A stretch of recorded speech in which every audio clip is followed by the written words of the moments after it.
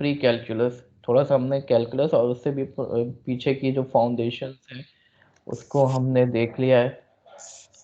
ठीक है, तो कैलकुलस जो है वो बड़ी इम्पोर्टेंट है। हमने देखा कि किस तरीके से जो है डेरिवेटिव का रोल है ऑप्टिमा निकालने के लिए, और मशीन लर्निंग में वो इस्तेमाल होगा। तो इंशाल्लाह हम कुछ मशीन लर्निंग के एल्गोरिथम्स भी, डीप लर्निंग के एल्गोरिथम्स भी we will be covering in this course.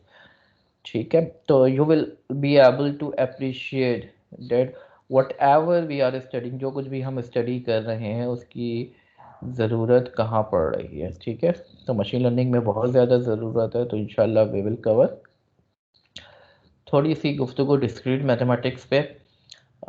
Discrete mathematics में हम जो है डिस्क्रीट स्ट्रक्चर्स पे बात करते हैं, और जो भी चीज़ डिस्क्रीट फॉर्म में अवेलेबल है, ठीक है, नंबर्स, वो नंबर्स जो कि डिस्क्रीट हैं और उनके uses, graph structures, logics, trees, counting theory, थोड़ी सी नंबर थ्योरी, बूलियन अलजेब्रा, ये कॉन्सेप्ट्स हम कवर करेंगे। तो let's talk about the very first concept. हम जो है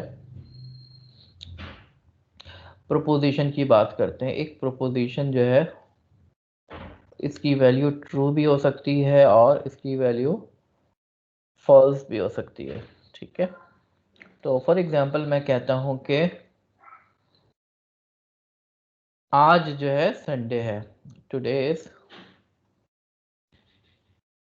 संडे, तो टुडे इज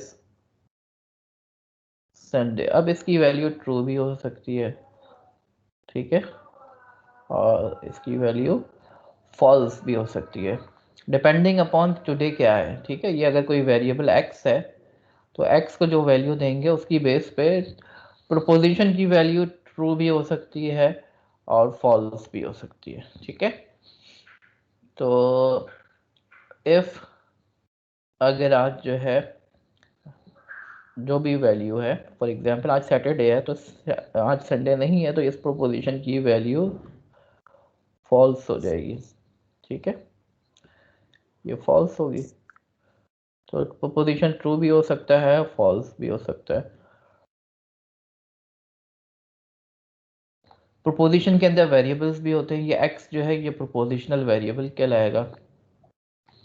अब इन बेसिक प्रोपोजिशंस की कॉम्बिनेशन से हम बहुत सारी प्रोपोजिशंस बना सकते हैं। मिसाल के तौर पर ये नॉट का साइन है, नॉट ऑफ पी, तो पी की जो भी वैल्यू होगी, नॉट ऑफ पी की वैल्यू उसके अपोजिट होगी। अगर पी ट्रू है तो नॉट ऑफ पी क्या होगा, फॉल्स होगा। अगर पी फॉल्स है तो नॉट ऑफ पी ट्रू होगा। राइट स्टूडेंट्स, इसी तरीके से फॉर एग्जांपल अगर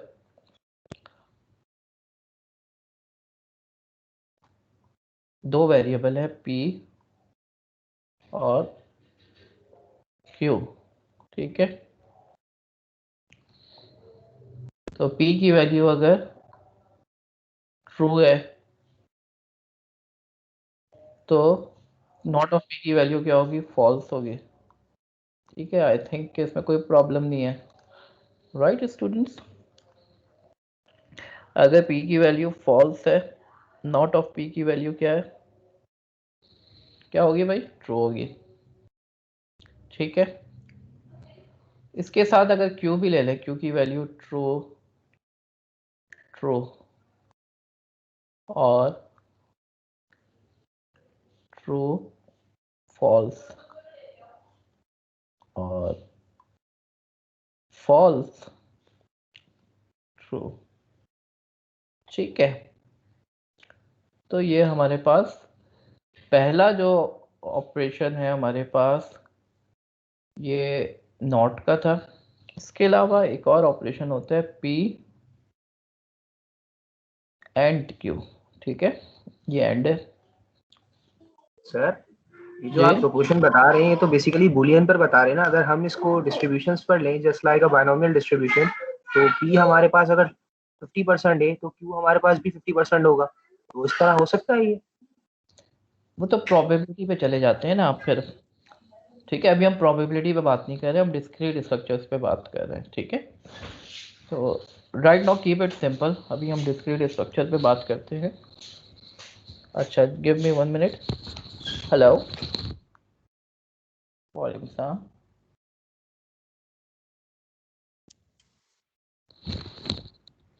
अगर P फॉल्स है, Q ट्रू है, तो क्या वैल्यू आएगी? फॉल्स आएगी। एंड के केस में दोनों का ट्रू होना जरूरी है। P दोनों का, तो यहाँ पे 2 वेरिएबल्स हैं, अगर 3 वेरिएबल्स होंगे तो तीनों का ट्रू होना जरूरी है। P एंड Q जो है, एक ट्रू है एक फॉल्स है, तो ये भी फॉल्स होगा। ठीक है, और एक फॉल्स है, P फॉल्स है यहाँ पे। ठीक है, और my dear students, F Q जो है ट्रू है, तो ये भी फॉल्स होगा। ठीक है, तो दैट इज द, इस कंजंक्शन कहते हैं इसको, that is the conjunction operator. And operator conjunction है, this is your and operator and it is also called conjunction. ठीक है, अब आते हैं डिसजंक्शन के ऊपर। P और Q, P और Q में क्या होगा?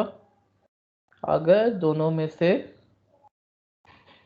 एक भी ट्रू होगा तो ये ट्रू हो जाएगा। ठीक है, ट्रू और टू ट्रू, फॉल्स और ट्रू ट्रू, ट्रू और फॉल्स। अच्छा, इसमें ये अगर फॉल्स है ना, इसको फॉल्स कर देते हैं। ठीक है, डबल फॉल्स वाला कोई नहीं था, इसको कर देते हैं ट्रू एंड फॉल्स, ट्रू। और फॉल्स क्या होगा? फॉल्स होगा। ठीक है my dear students, I hope ये क्लियर है आप लोगों को। अगर और में जो है एक भी ट्रू होगा तो ट्रू हो जाएगा। तो आप देख सकते हैं सिर्फ उस कंडीशन में जब दोनों फॉल्स होंगे तो ये फॉल्स होगा, इसको कहते हैं डिसजंक्शन। ठीक है, राइट, आई होप कि ये क्लियर है माय डियर स्टूडेंट्स। ठीक है, इसके अलावा और भी बहुत सारे ऑपरेटर हैं। मिसाल के तौर पर जॉर का ऑपरेटर है। ठीक है,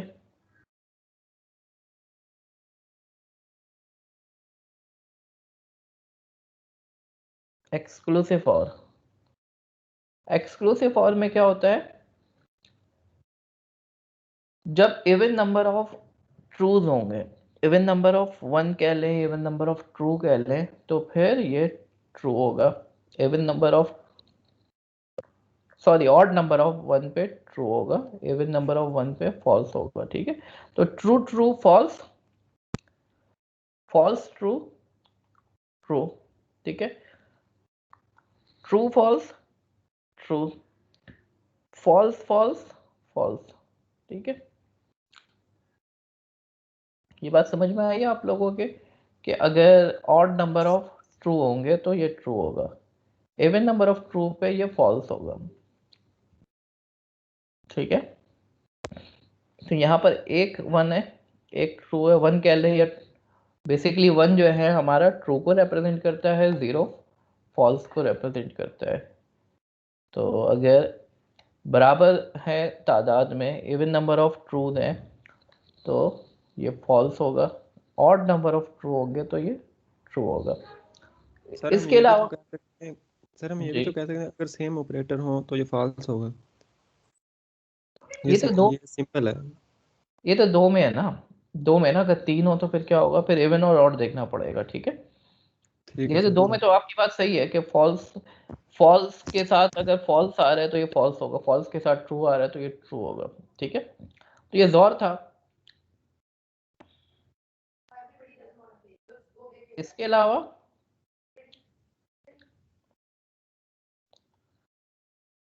conditional statement, P implies Q। ठीक है बेटा, तो इसमें क्या होगा? अगर ट्रू है, इस 50 टेम्परेचर है ना, अच्छा प्लीज माइक ऑफ कर दें। ओके डियर स्टूडेंट्स, तो अच्छा इसकी जो शॉर्ट, ये तो शॉर्ट फॉर्म है ना, ये एक्चुअली होता है P इम्प्लाइज Q बराबर होता है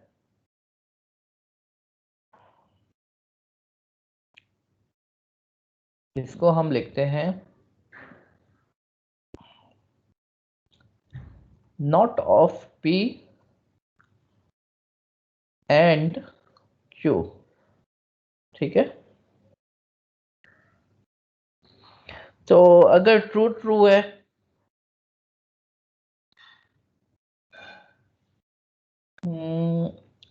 तो ये ट्रू होगा, फॉल्स ट्रू है तो ट्रू होगा। यानी अगर पहला वाला अगर फॉल्स है ना तो हमें दूसरा तो चेक करने की जरूरत ही नहीं है। तो पहला वाला अगर फॉल्स है तो ये ट्रू ही होगा। अगर पहला वाला ट्रू है तो आपको देखना पड़ेगा कि दूसरा वाला ट्रू है या नहीं। अगर दूसरा वाला फॉल्स है तो ये फॉल्स होगा, ठीक है।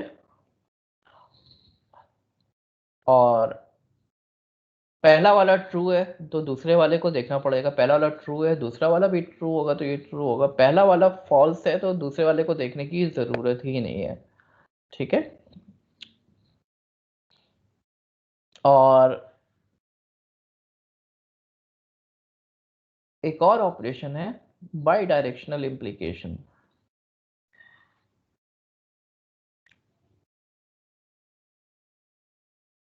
ठीक है। इसका क्या मतलब है, दोनों सेम होने चाहिए, ट्रू ट्रू पे ट्रू और फॉल्स फॉल्स पे ट्रू, ट्रू फॉल्स पे फॉल्स, फॉल्स ट्रू पे फॉल्स, दोनों सेम होने चाहिए, ठीक है। तो ये कुछ फंडामेंटल ऑपरेशन है। इसमें से जो सबसे ज्यादा इंपॉर्टेंट है ना वो शुरू के 3 है या 4 कह लें, नॉट, एंड, और जोर, ठीक है। ये 4 जो है ये बड़े इंपॉर्टेंट है। ये समझ में आ गए my dear students? Is there any problem? Chat में बता दें सर जोर जोर को को एक दफा यस सर, फिर जोर से को एक्सप्लेन जरा कर दीजिए। दौर को दोबारा बता देते हैं। दौर में जो है चले हम जो है 3 पे भी देख सकते हैं, ठीक है। मिसाल के तौर पर 1, अच्छा 1 ले लें या ट्रू ले लें एक ही बात है, ठीक है। 1 और 1 का दौर क्या होगा, ठीक है। बताएं मुझे 1 और 1 का दौर 0 होता है, ठीक है। लेकिन अगर इसमें एक और 1 लगा दें तो इवन नंबर ऑफ 1 पे क्या होगा, ये ट्रू होगा सर या इवन या ऑड सर? सॉरी ऑड, हाँ मैं थोड़ा सा बोलते हुए जो है गलत बोल गया मैं। ऑड नंबर ऑफ 1 पे 1 आएगा। अगर मैं लिखता हूं 1 और 0 का क्या होगा, ऑड नंबर ऑफ 1 है, सर ये भी 1 है, फिर भी ट्रू है। ठीक है। ट्रू कह ले या 1 कह ले, 1 और 1 का क्या होगा दौर,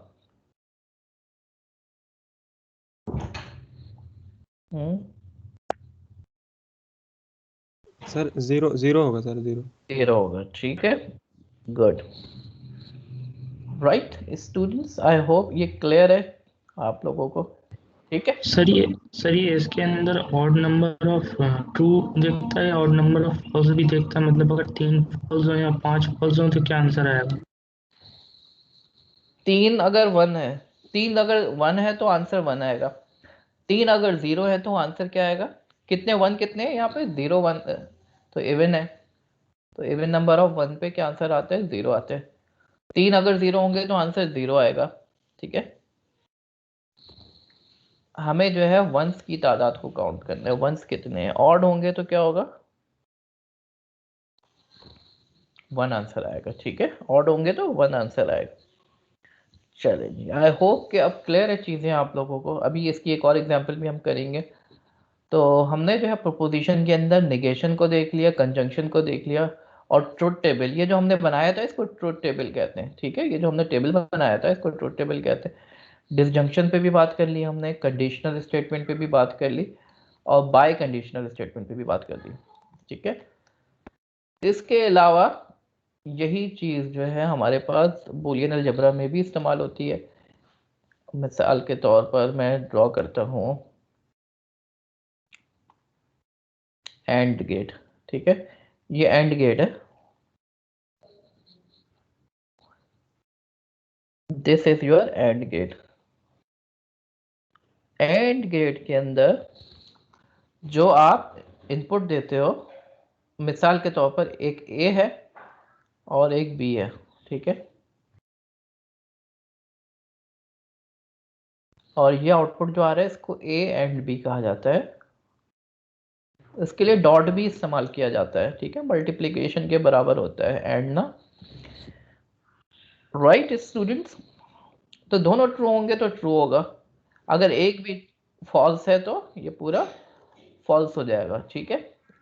इसके अलावा हमारे पास और गेट है। और गेट कैसे बनता है?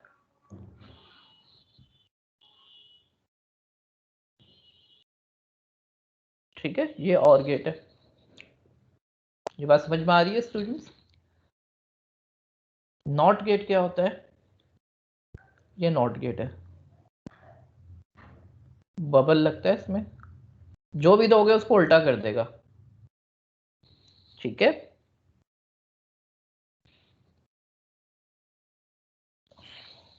आ रही है बात समझ में? नैंड गेट क्या होता है? एंड का उल्टा, एंड बना हुआ होता है ना, एंड के साथ बबल लगा दिया। और नॉट, ये इसके इनके साइंस हैं कि क्या है ये जो बन रही है पिक्चर्स? ये साइंस हैं इनके, ये इनको सर्किट डायग्राम में इस तरीके से रिप्रेजेंट किया जाता है। तो आपको दो चीज़ें पता होना ज़रूरी है, एक तो सर्किट डायग्राम और एक जो है मैथमेटिकल एक्सप्रेशन में जब हम लिखते हैं तो किस तरीके से लिखते हैं। ये सिंबल नैंड, कह लें। हाँ सिंबल कह लें। और नॉर क्या होता है? नॉट प्लस और, नॉट के साथ और, पहले पहले और लगेगा फिर उसके साथ नॉट लग जाएगा। तो नॉर जो है बेसिकली और का उल्टा, और में जो काम होता है उसका उल्टा, ठीक है। और जॉर क्या होता है? जॉर कैसे रिप्रेजेंट होता है? एक्सक्लूसिव और। जॉर जो है ये जॉर है, ठीक है डबल जी, ठीक है। जॉर तो मैंने भी समझा दिया ना आप लोगों को। तो जॉर जो है सर्किट में इस तरीके से रिप्रेजेंट करते हैं। और एक्सक्लूसिव नॉर क्या होता है? जॉर का उल्टा। तो जॉर के आगे क्या लगा? बबल लग जाएगा, ठीक है। तो जॉर में क्या होगा? ये जॉर का सिंबल है और एक्सक्लूसिव नॉर का सिंबल क्या होगा? जॉर के साथ बबल लगा दें, ठीक है। अब मुझे बताएं ए और बी का नेंड क्या होगा? ए और बी का ये एंड है, उसके ऊपर मैं बार लगा दूं तो ये नैंड बन गया, ठीक है। इसकी वैल्यू क्या होगी अगर ए जो है ट्रू है और बी फॉल्स है? तो क्या वैल्यू होगी बताया मुझे कोई?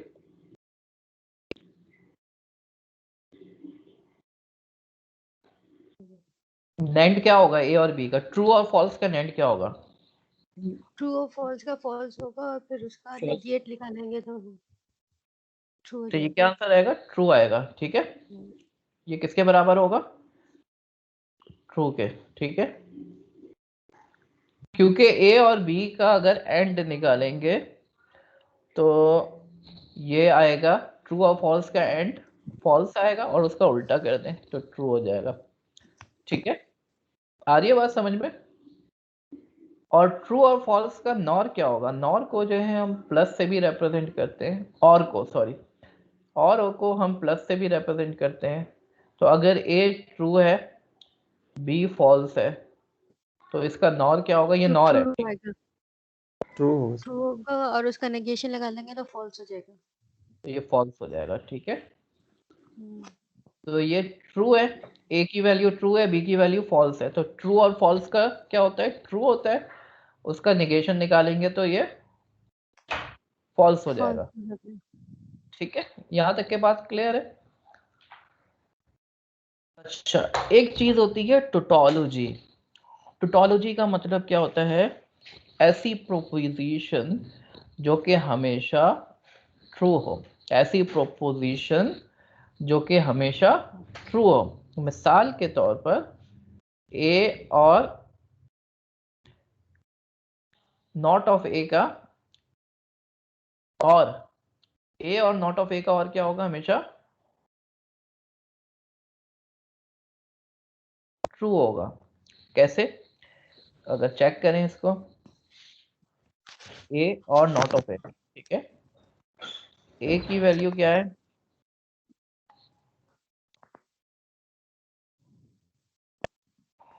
ए इनवर्स और ए की वैल्यू अगर ट्रू है तो नॉट ऑफ ए की वैल्यू क्या होगी, 1 0, तो 1 + 1 आपका 1 हो जाएगा।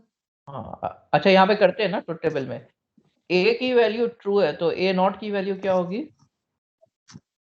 फॉल्स। फॉल्स। और ए की वैल्यू अगर फॉल्स है तो ए नॉट की वैल्यू क्या होगी, ट्रू। सही है भाई, सबकी समझ में आ रहा है।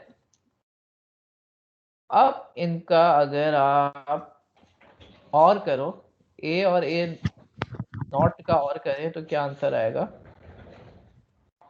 बताएं मुझे।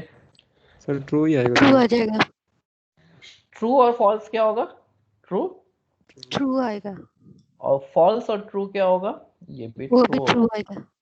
तो ये क्या है, टोटोलॉजी। इसको क्या कहते A हैं, is equals to tautology. A bar, A plus A bar is a tautology. always A हमेशा ही ट्रू रहेगा, ये कभी true भी है, फॉल्स नहीं होगा। नहीं। ठीक है, आ रही है बात समझ में। Tautology sir. एक ऐसी स्टेटमेंट जो हमेशा ट्रू होती है। ठीक है, जैसे अल्लाह एक है, this is the universal truth. ठीक है, ये हमेशा ट्रू रहेगी। और एक और चीज होती है कॉन्ट्राडिक्शन। ठीक है, ये हमेशा फॉल्स होगा। ये क्या होगा, हमेशा फॉल्स। जैसे ए और ए बार का अगर मैं एंड लूं, ए और ए बार का एंड लूं तो ये क्या आएगा, हमेशा फॉल्स आएगा। फॉल्स में ही आएगा, मल्टीप्लाई। हाँ, तो किसी भी चीज को उसके अपोजिट से मल्टीप्लाई करेंगे तो वो हमेशा फॉल्स होगा।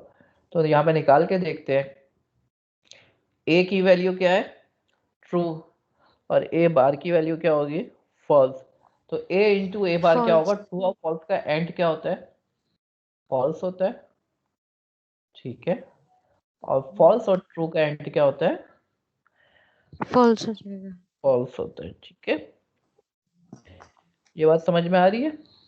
तो डेट इज कॉन्ट्राडिक्शन। इसको क्या कहते हैं, इसको कॉन्ट्राडिक्शन कहते हैं।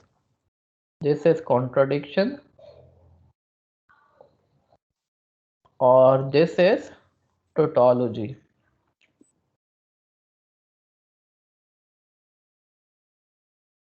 ठीक है माय डियर स्टूडेंट्स, तो थोड़ा सा जो है इसको प्रैक्टिकली करके देखते हैं। मिसाल के तौर पर a बराबर है ट्रू के, ठीक है, और b बराबर है फॉल्स के। ठीक है, तो a और एंड b किसके बराबर होगा,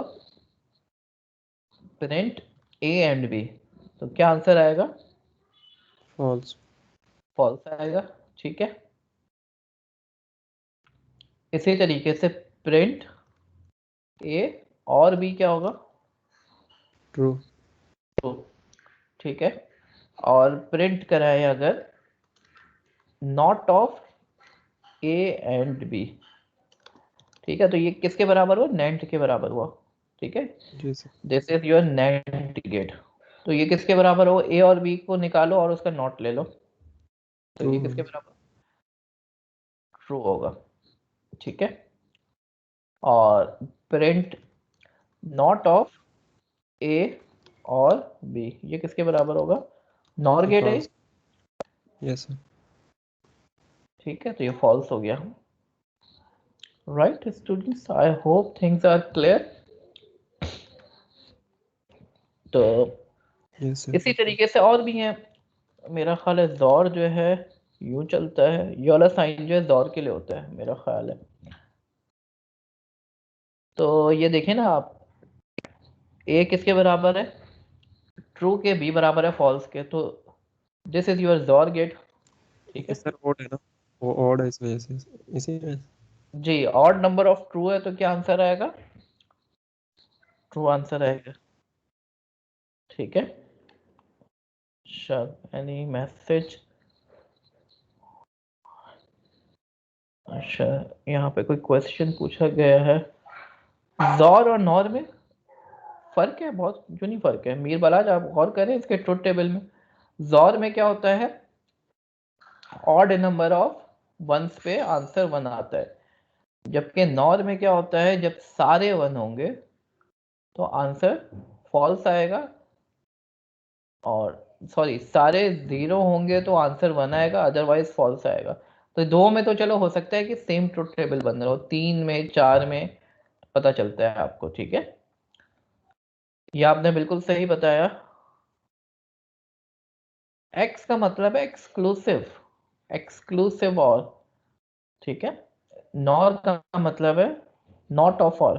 ठीक है, चलो जी, things are clear I hope. और कौन सा गेट रह गया, तो तकरीबन हमने सारे गेट कवर कर लिए। नॉर कैसे बनेगा, exclusive nor, not of A and B. ठीक है, तो को उल्टा कर दो तो नॉर एक्सक्लूसिव नॉर बन जाता है। ठीक है, तो that is your x nor. ठीक है, अब एक छोटा सा काम करते हैं, अगर आप लोग अपने कंप्यूटर पर है तो I would like you people to do one task. आप लोग एक छोटा सा काम करें कि, अच्छा ये तो आप लोगों को पता है ना, ये कमेंट कैसे डालते हैं, मार्क डाउन करके यहाँ से। तो मैं कहता हूँ find out the maximum of numbers, two numbers का मैक्सिमम निकालना, उसके बाद मैं तीन का करवाऊंगा। ठीक है, तो दो नंबरों का मैक्सिमम कैसे निकलेगा, कोई बता सकता है मुझे, करा हो किसी ने कभी पहले।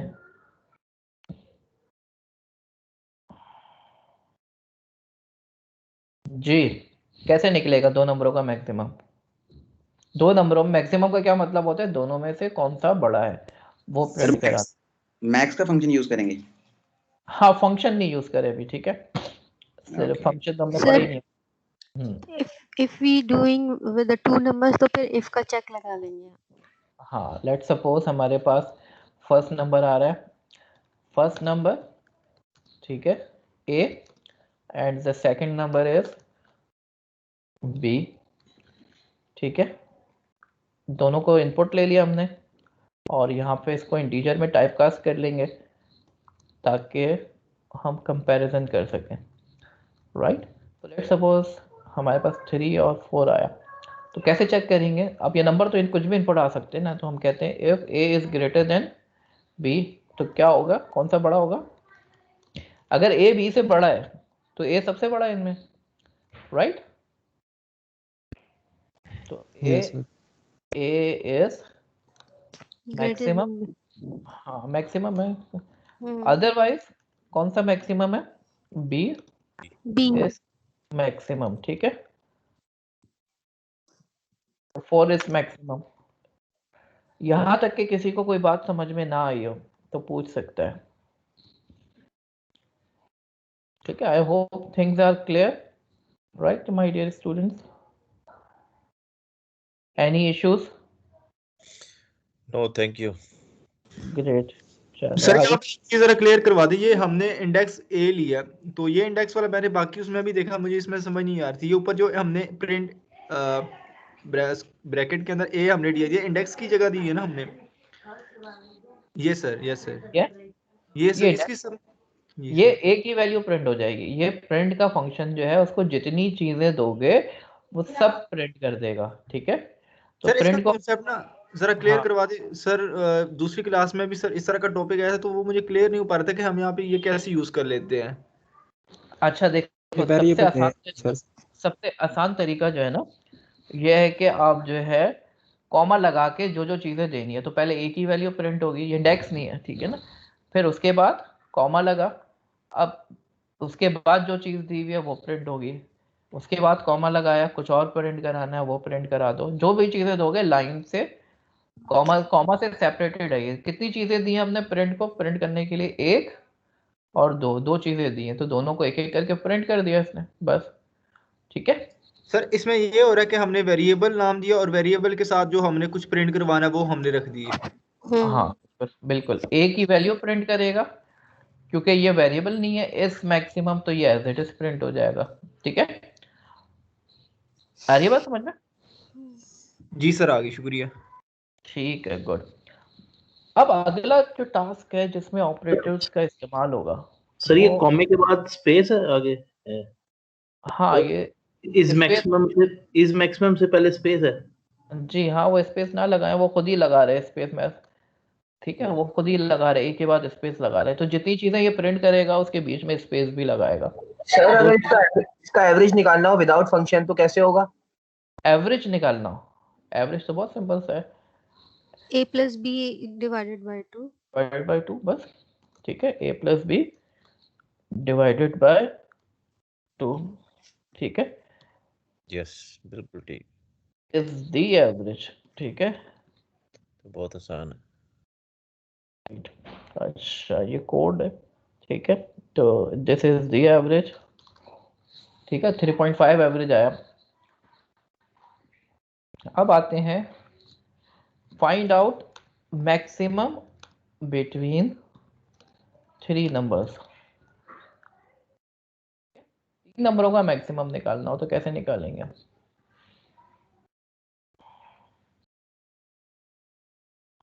if का ही लूप यूज करेंगे और साथ में जो है वो हम अपने बूलियन यूज कर लेंगे, एंड आई थिंक एंड और हाँ तो बताएं if मुझे क्या a मिसाल if a is greater than b or हाँ b is greater than a, c is greater than a और c is greater than b, इस तरह से इसको करेंगे। सारे जब क्लियर आएंगे तो फिर नीचे आंसर आ जाएगा।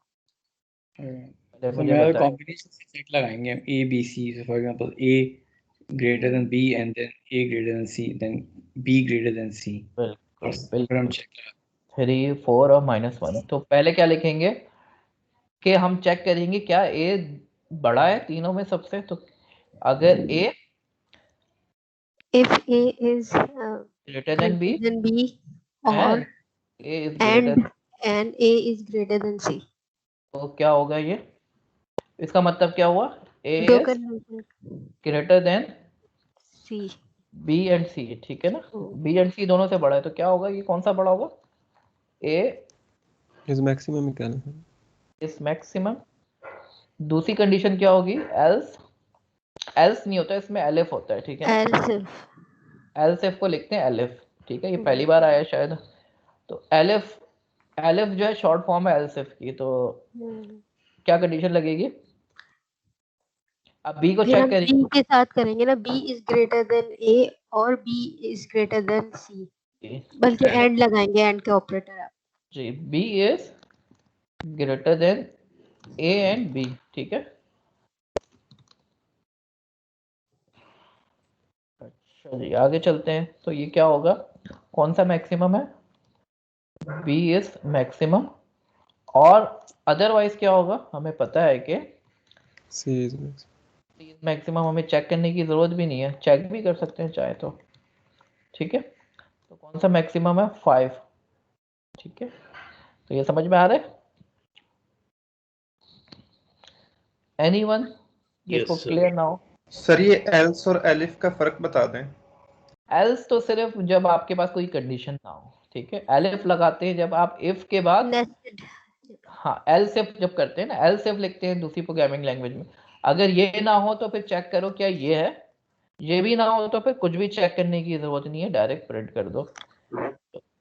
ठीक है जी सर ठीक है।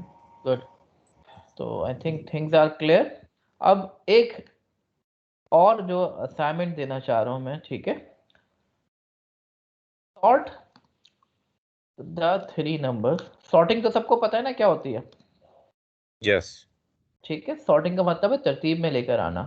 पहला नंबर, तो 3 नंबर है ए बी और सी, उनको सॉर्ट करना है, ठीक है, विदाउट यूजिंग लूप्स और एनी फंक्शन। किसी फंक्शन को इस्तेमाल किए बगैर और लूप लगाए बगैर सॉर्ट करना है, ये टास्क है आप लोगों का, ठीक है। तो ये आपने क्या करना है, करके दिखाना है घर पे, ठीक है ना। मैं यहाँ पे नहीं करवा रहा अभी, ये आपका टास्क है, ठीक है। अब आते हैं एक और काम की तरफ, स्वैपिंग। स्वैपिंग आती है किसी को? What is swapping? Replacing place. Variable replacement. हाँ, वेरिएबल को एक की वैल्यू दूसरे में डालना, दूसरी की पहले में डालना। तो फॉर एग्जांपल अगर ए है, कोई भी नंबर हमने इनपुट लिया,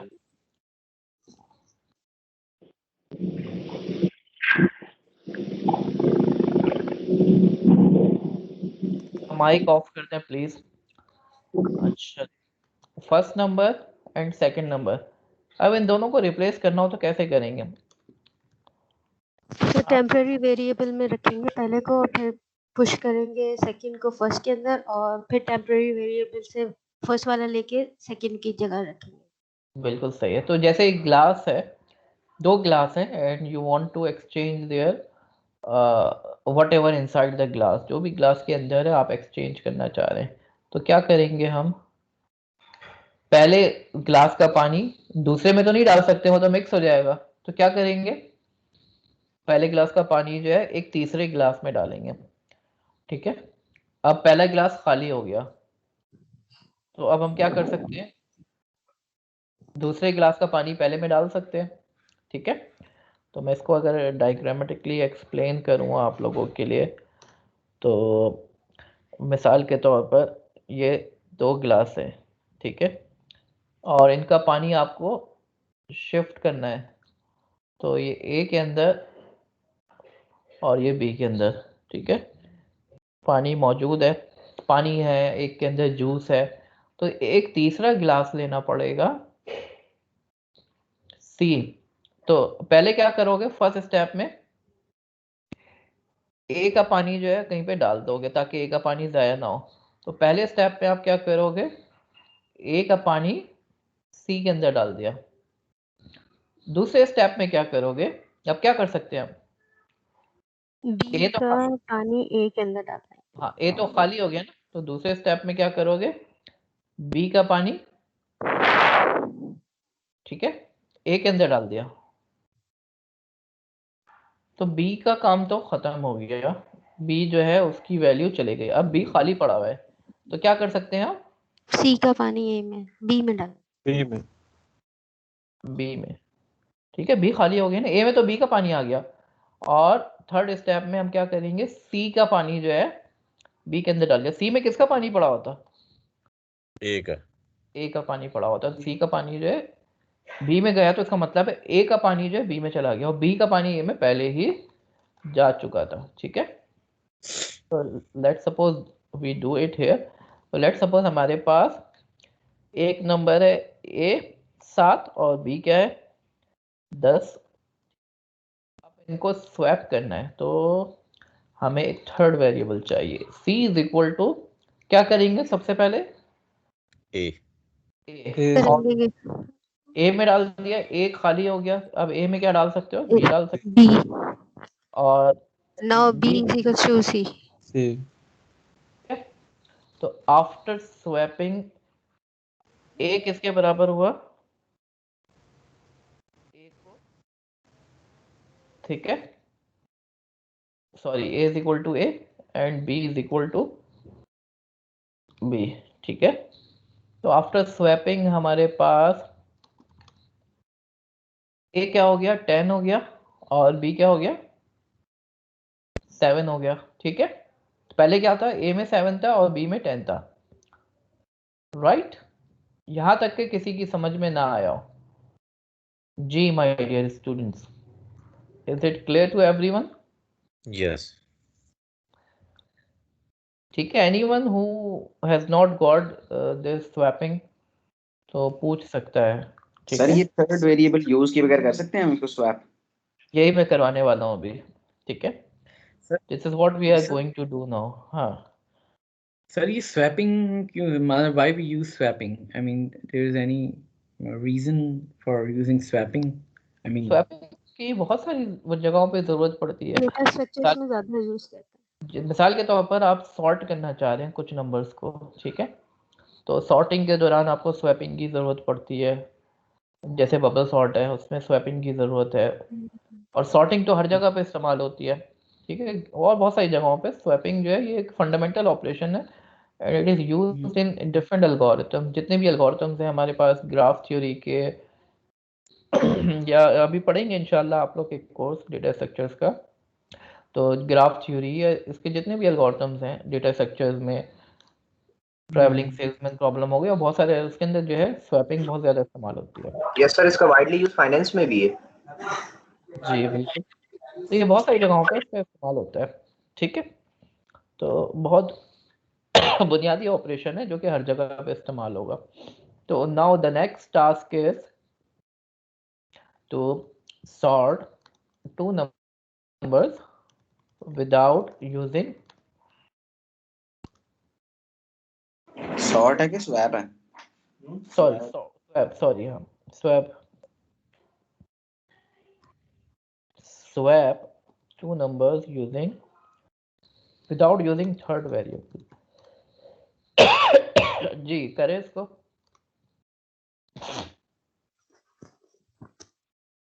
किसी को आइडिया हो इसका, हिंट हो कोई? बी में वैल्यू ऐड कर दें, ए में से बी की वैल्यू माइनस कर दें। तो interchange a is equal to A plus, अच्छा इसको दोबारा से पहले इनपुट ले लेते हैं।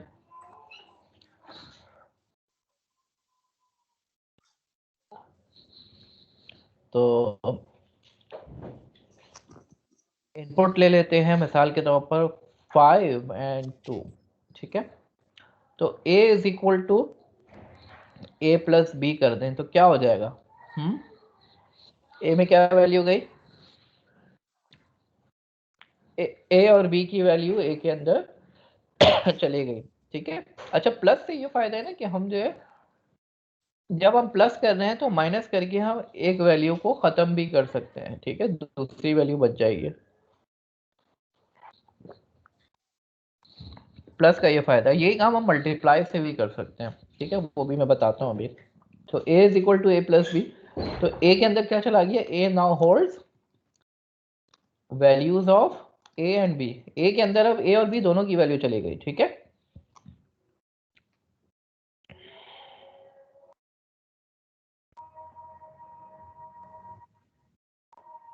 अच्छा b में जो है ए की वैल्यू ऐड कर दें। नहीं, b में से a माइनस बी बी के अंदर डाल दें, तो a माइनस बी, a में क्या वैल्यू पड़ी हुई है? a और b दोनों की, और b में कौन सी वैल्यू पड़ी हुई है? b की अपनी वैल्यू है। ठीक है, तो होगा क्या, जब a के अंदर से b को निकालेंगे तो क्या बच जाएगा? a के अंदर जो है दोनों वैल्यू है, यानी a में जो है अभी ये बच यहाँ जाएगा। a बच जाएगा ना, समझ में आ गया? a इज जी सर। इक्वल टू 5 और b क्या था? 2, तो a में क्या चला जाएगा? 7, और जब इसको माइनस करेंगे तो b में क्या वैल्यू चली गई? b नाउ होल्ड्स a, और विच इज क्या हो जाएगा? 5 minus 2 3 7 minus 2 is equal to 5। ठीक है, अच्छा ए में क्या पड़ा हुआ है? ए में पड़ा हुआ है 5 प्लस 2 इज इक्वल टू 7। 7 ठीक है, ए में 7 पड़ा हुआ है और बी में क्या पड़ा हुआ है? ए 5 पड़ा हुआ है। ठीक है, तो दोबारा से चला लेते हैं। 5 और 2 हमने लिया, तो ए में क्या चला गया? 7 चला गया, बी में क्या चला गया? 5। और अब ए के अंदर डालना है, ए में बी डालना है, तो ए माइनस बी कर दिया। ठीक है, आ रही बात समझ में? क्योंकि ए में तो दोनों की वैल्यू मिक्स होके पड़ी हुई है और बी में क्या पड़ा हुआ है, ए की वैल्यू, ए की वैल्यू पड़ी हुई है। तो ए की वैल्यू निकाल दें अगर दोनों वैल्यूज में से, तो क्या बच जाएगा हमारे पास, बी बच जाएगा, और हमने ए के अंदर डाल दिया। A now hold B which is 7 minus 5 is equal to 2। ठीक है, प्रिंट करा देते हैं। a is equal to a and sorry, a is equal to a and b is equal to b। ठीक है, आ रही बात समझ में? तो स्वैप होने के बाद क्या हो गया, वैल्यू इंटरचेंज हो गई। सही है, यस। यही काम आप लोग मल्टीप्लाई और डिवाइड से भी कर सकते हैं। प्लस की जगह पे मल्टीप्लाई और माइनस की जगह पे डिवाइड। ठीक है, और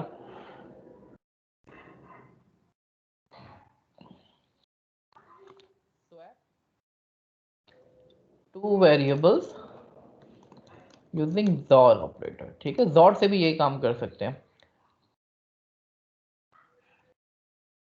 तो a is equal to a XOR b, a is equal to a XOR b। ठीक है, तो XOR से भी यही काम कर सकते हैं, जो b is equal to a XOR b। Sir अगर क्वेश्चन में सॉर्टिंग मेंशन नहीं है तो फिर क्या एक्सेस लेंगे हम इसमें? सॉर्टिंग समझा नहीं। अगर फॉर इंस्टेंस हमें एक्सेस जो है वो मेंशन नहीं है कि हमने किन एक्सेस के थ्रू सॉर्टिंग करनी है, तो फिर हम क्या एक्सेस लेंगे? अच्छा, एक्सेस तो मैंने पढ़ा ही नहीं ना बेटा अभी। तो एक्सेस वहां इस्तेमाल होता है जब आपके पास 2 डायमेंशनल डेटा हो। ठीक है, राइट सर। एक्सेस पे आई नहीं है ना, तो ये इस तरीके से भी आप जो है 2 वेरिएबल्स को स्वैप कर सकते हैं। ठीक है, तो ये थोड़ा सा जो है मैंने आप लोगों को इंट्रोडक्शन दिया ये ऑपरेटर्स का। ठीक है, थोड़ा सा डी मॉर्गन्स थ्योरम को हम देख लेते हैं। डी मॉर्गन्स थ्योरम क्या होता है? डी मॉर्गन्स थ्योरम ये है, अगर a और b है, ठीक है,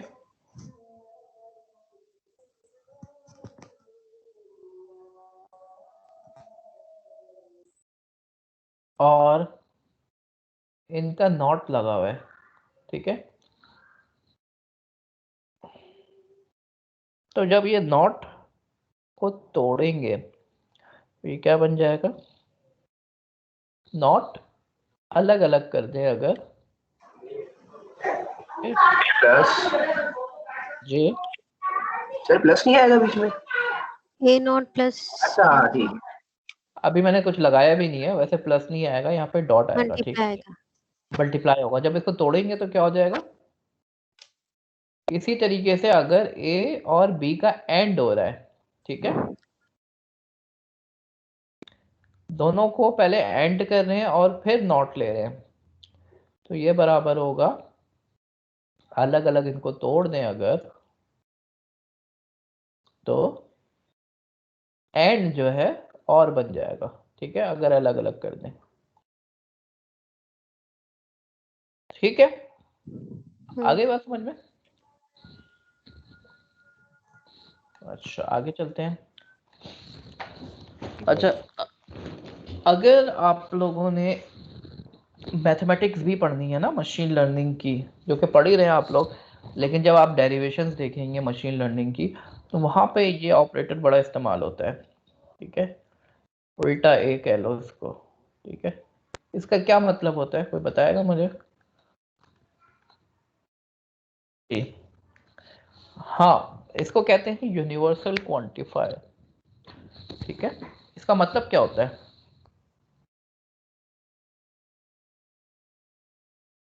इसका मतलब होता है ये हर वैल्यू के लिए ट्रू है।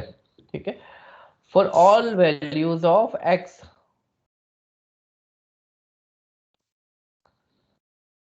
x belongs to even. ठीक है, तो x की हर वैल्यू क्या है? इवन है। ये जो लिखा है मैंने ये बिलोंग्स का सिंबल है। ठीक है ना, this symbol is called belongs. ठीक है, ये बिलोंग्स है। तो कहते हैं बिलोंग्स। ठीक है, तो x की हर वैल्यू के लिए ये कह रहा है कि ये इवन है, और x की वैल्यू मैं कहता हूं x जो है हमारे पास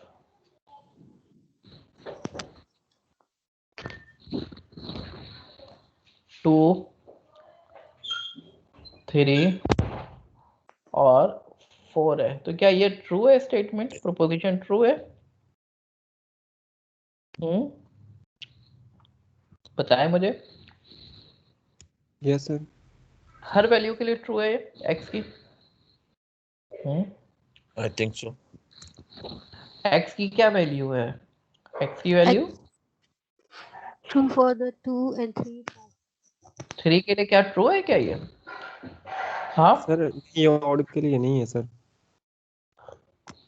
तो मैंने तो यही लिखा है ना, x की हर वैल्यू के लिए ट्रू है। तो क्या ये स्टेटमेंट सही है? ये तो उस वक्त सही होगी जब हर वैल्यू के लिए सही हो। ठीक है, समझ रहे हैं आप? तो ये हर वैल्यू के लिए तो सही नहीं है, तो दिस स्टेटमेंट इज फॉल्स। क्योंकि ये हर वैल्यू पे तो आंसर नहीं दे रहा ना। ये हर वैल्यू पे तो इवन नहीं है। x की 2 वैल्यू पे इवन है, 3 पे इवन है क्या? हाँ, नहीं, नहीं 4 पे इवन है। ठीक है, लेकिन 3 पे तो नहीं। अगर मैं कहूं कि पाकिस्तान की क्रिकेट टीम में सारे मेल्स हैं, ठीक है, तो फिर हमें अगर एक भी फीमेल हो तो क्या ये स्टेटमेंट ट्रू होगी मेरी? मैंने तो जनरलाइज कर दिया कि पाकिस्तान की क्रिकेट टीम में सारे मेल्स हैं, तो हर बंदा मेल होना जरूरी हो गया। फिर इसी तरीके से मैं कह रहा हूँ x की हर वैल्यू पे ये इवन है, तो अब हर वैल्यू पे होना जरूरी है। हर वैल्यू पे नहीं हो तो ये स्टेटमेंट फॉल्स होगी।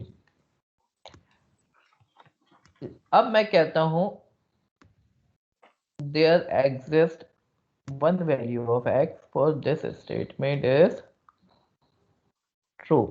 अब मैं कहता हूं x की कम से कम एक वैल्यू, कोई एक वैल्यू तो ऐसी है जिसपे इवन है। अब ये सही है गलत है? तो ये उल्टा ई जो बना हुआ है ये देयर सर एग्जिस्ट, इसको एग्जिस्टेंशियल क्वांटिफायर। तो ये कह रहे हैं कोई एक तो है ही ऐसा। ठीक है, तो मैं कहता हूं कि अगर मैं कहता हूं कि कराची में तो सारे अल्लाह के वली हैं, तो इसका मतलब है सारे ही अल्लाह के वली होना ज़रूरी है। लेकिन अगर मैं कहता हूँ कि कराची में कोई एक बंदा तो ऐसा है जो अल्लाह का वली होगा, तो फिर कोई एक भी हो तो ये स्टेटमेंट ट्रू हो जाएगी। ट्रू हो ठीक है, जाएगी। ऑल के मतलब है सबको देखना पड़ेगा, और एक को देखने के लिए फिर क्या करना पड़ेगा? एग्जिस्टेंशियल क्वांटिफायर लगाना पड़ेगा। उसमें एक भी ट्रू हो गया तो ट्रू हो गया। ठीक है, आ रही है बात समझ में? जो that is universal quantifier and existential quantifier. तो ये अगर किसी इक्वेशन में नजर आए तो समझ जाएं इसका क्या मतलब है। सर ये जो एक फॉर ऑल होता है वो यही होता है यूनिवर्सल क्वांटिफायर? जी बिल्कुल, ये फॉर ऑल है उल्टा ए, और ये एग्जिस्टेंशियल क्वांटिफायर नीचे वाला है उल्टा ई। ठीक है, राइट। अच्छा, सेट्स का तो तो एंड और नॉट वाली एंड और वाली बात हो गई ना। Existent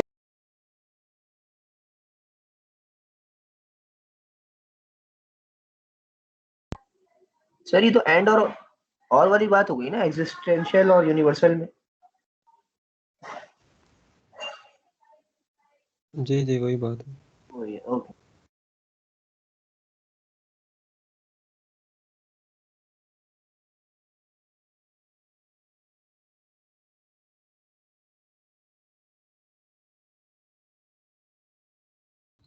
it is a collection of well defined distinct element. ठीक है, तो एक कलेक्शन है सेट का, और सेट में कोई चीज़ रिपीट नहीं होती। तो let's suppose we have a set of fruits, तो इसमें जो है एप्पल भी आ गया। ठीक है, एप्पल आ गया, मैंगो आ गया,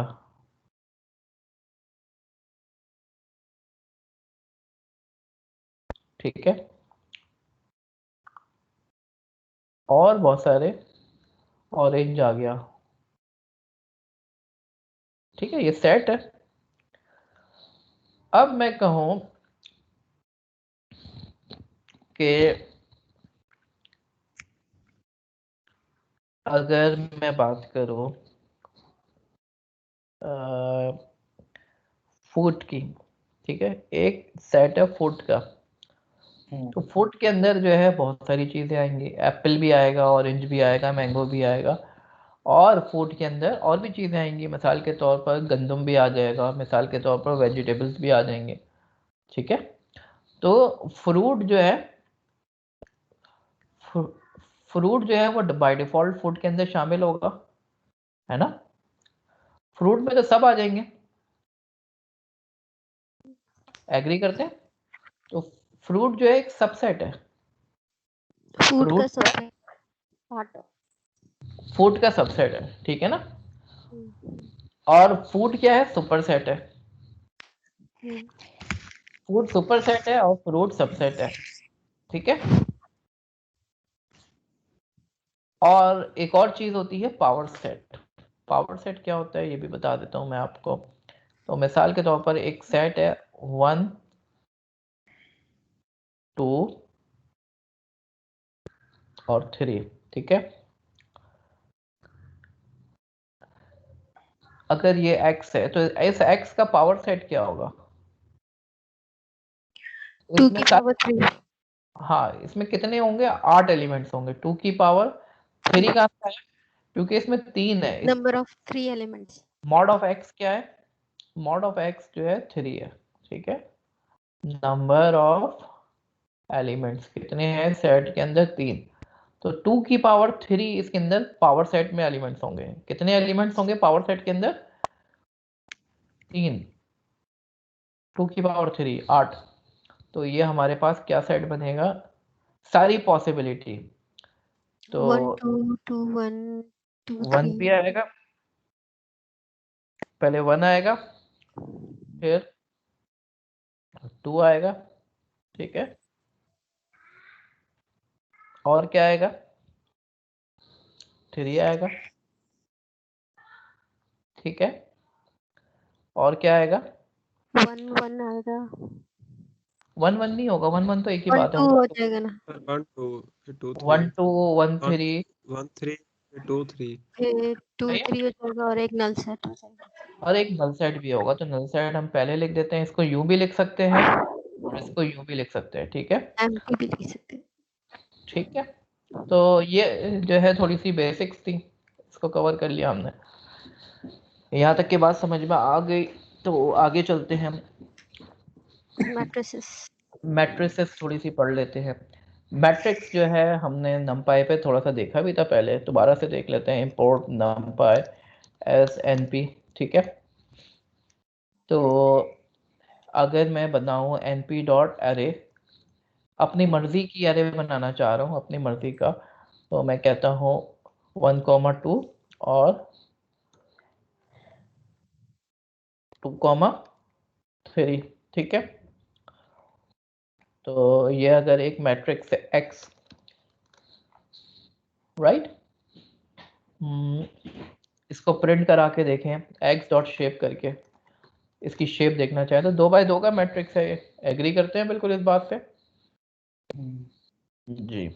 अब इसके अंदर जो है बहुत सारी तरह के ऑपरेशन हैं। जैसे हमने ऐड करना तो देखा था last time, last to last time, subtract करना, मल्टीप्लाई करना, डॉट प्रोडक्ट निकालना, एलिमेंट वाइज मल्टीप्लाई करना, ये सारी चीजें हम देख चुके हैं, ठीक है। अब मैं अगर इसका ट्रांसपोज मैं बताऊं आपको, ट्रांसपोज कैसे निकलेगा। तो x डॉट t करूं अगर मैं, तो ट्रांसपोज निकल आएगा। ठीक है, ट्रांसपोज क्या होता है?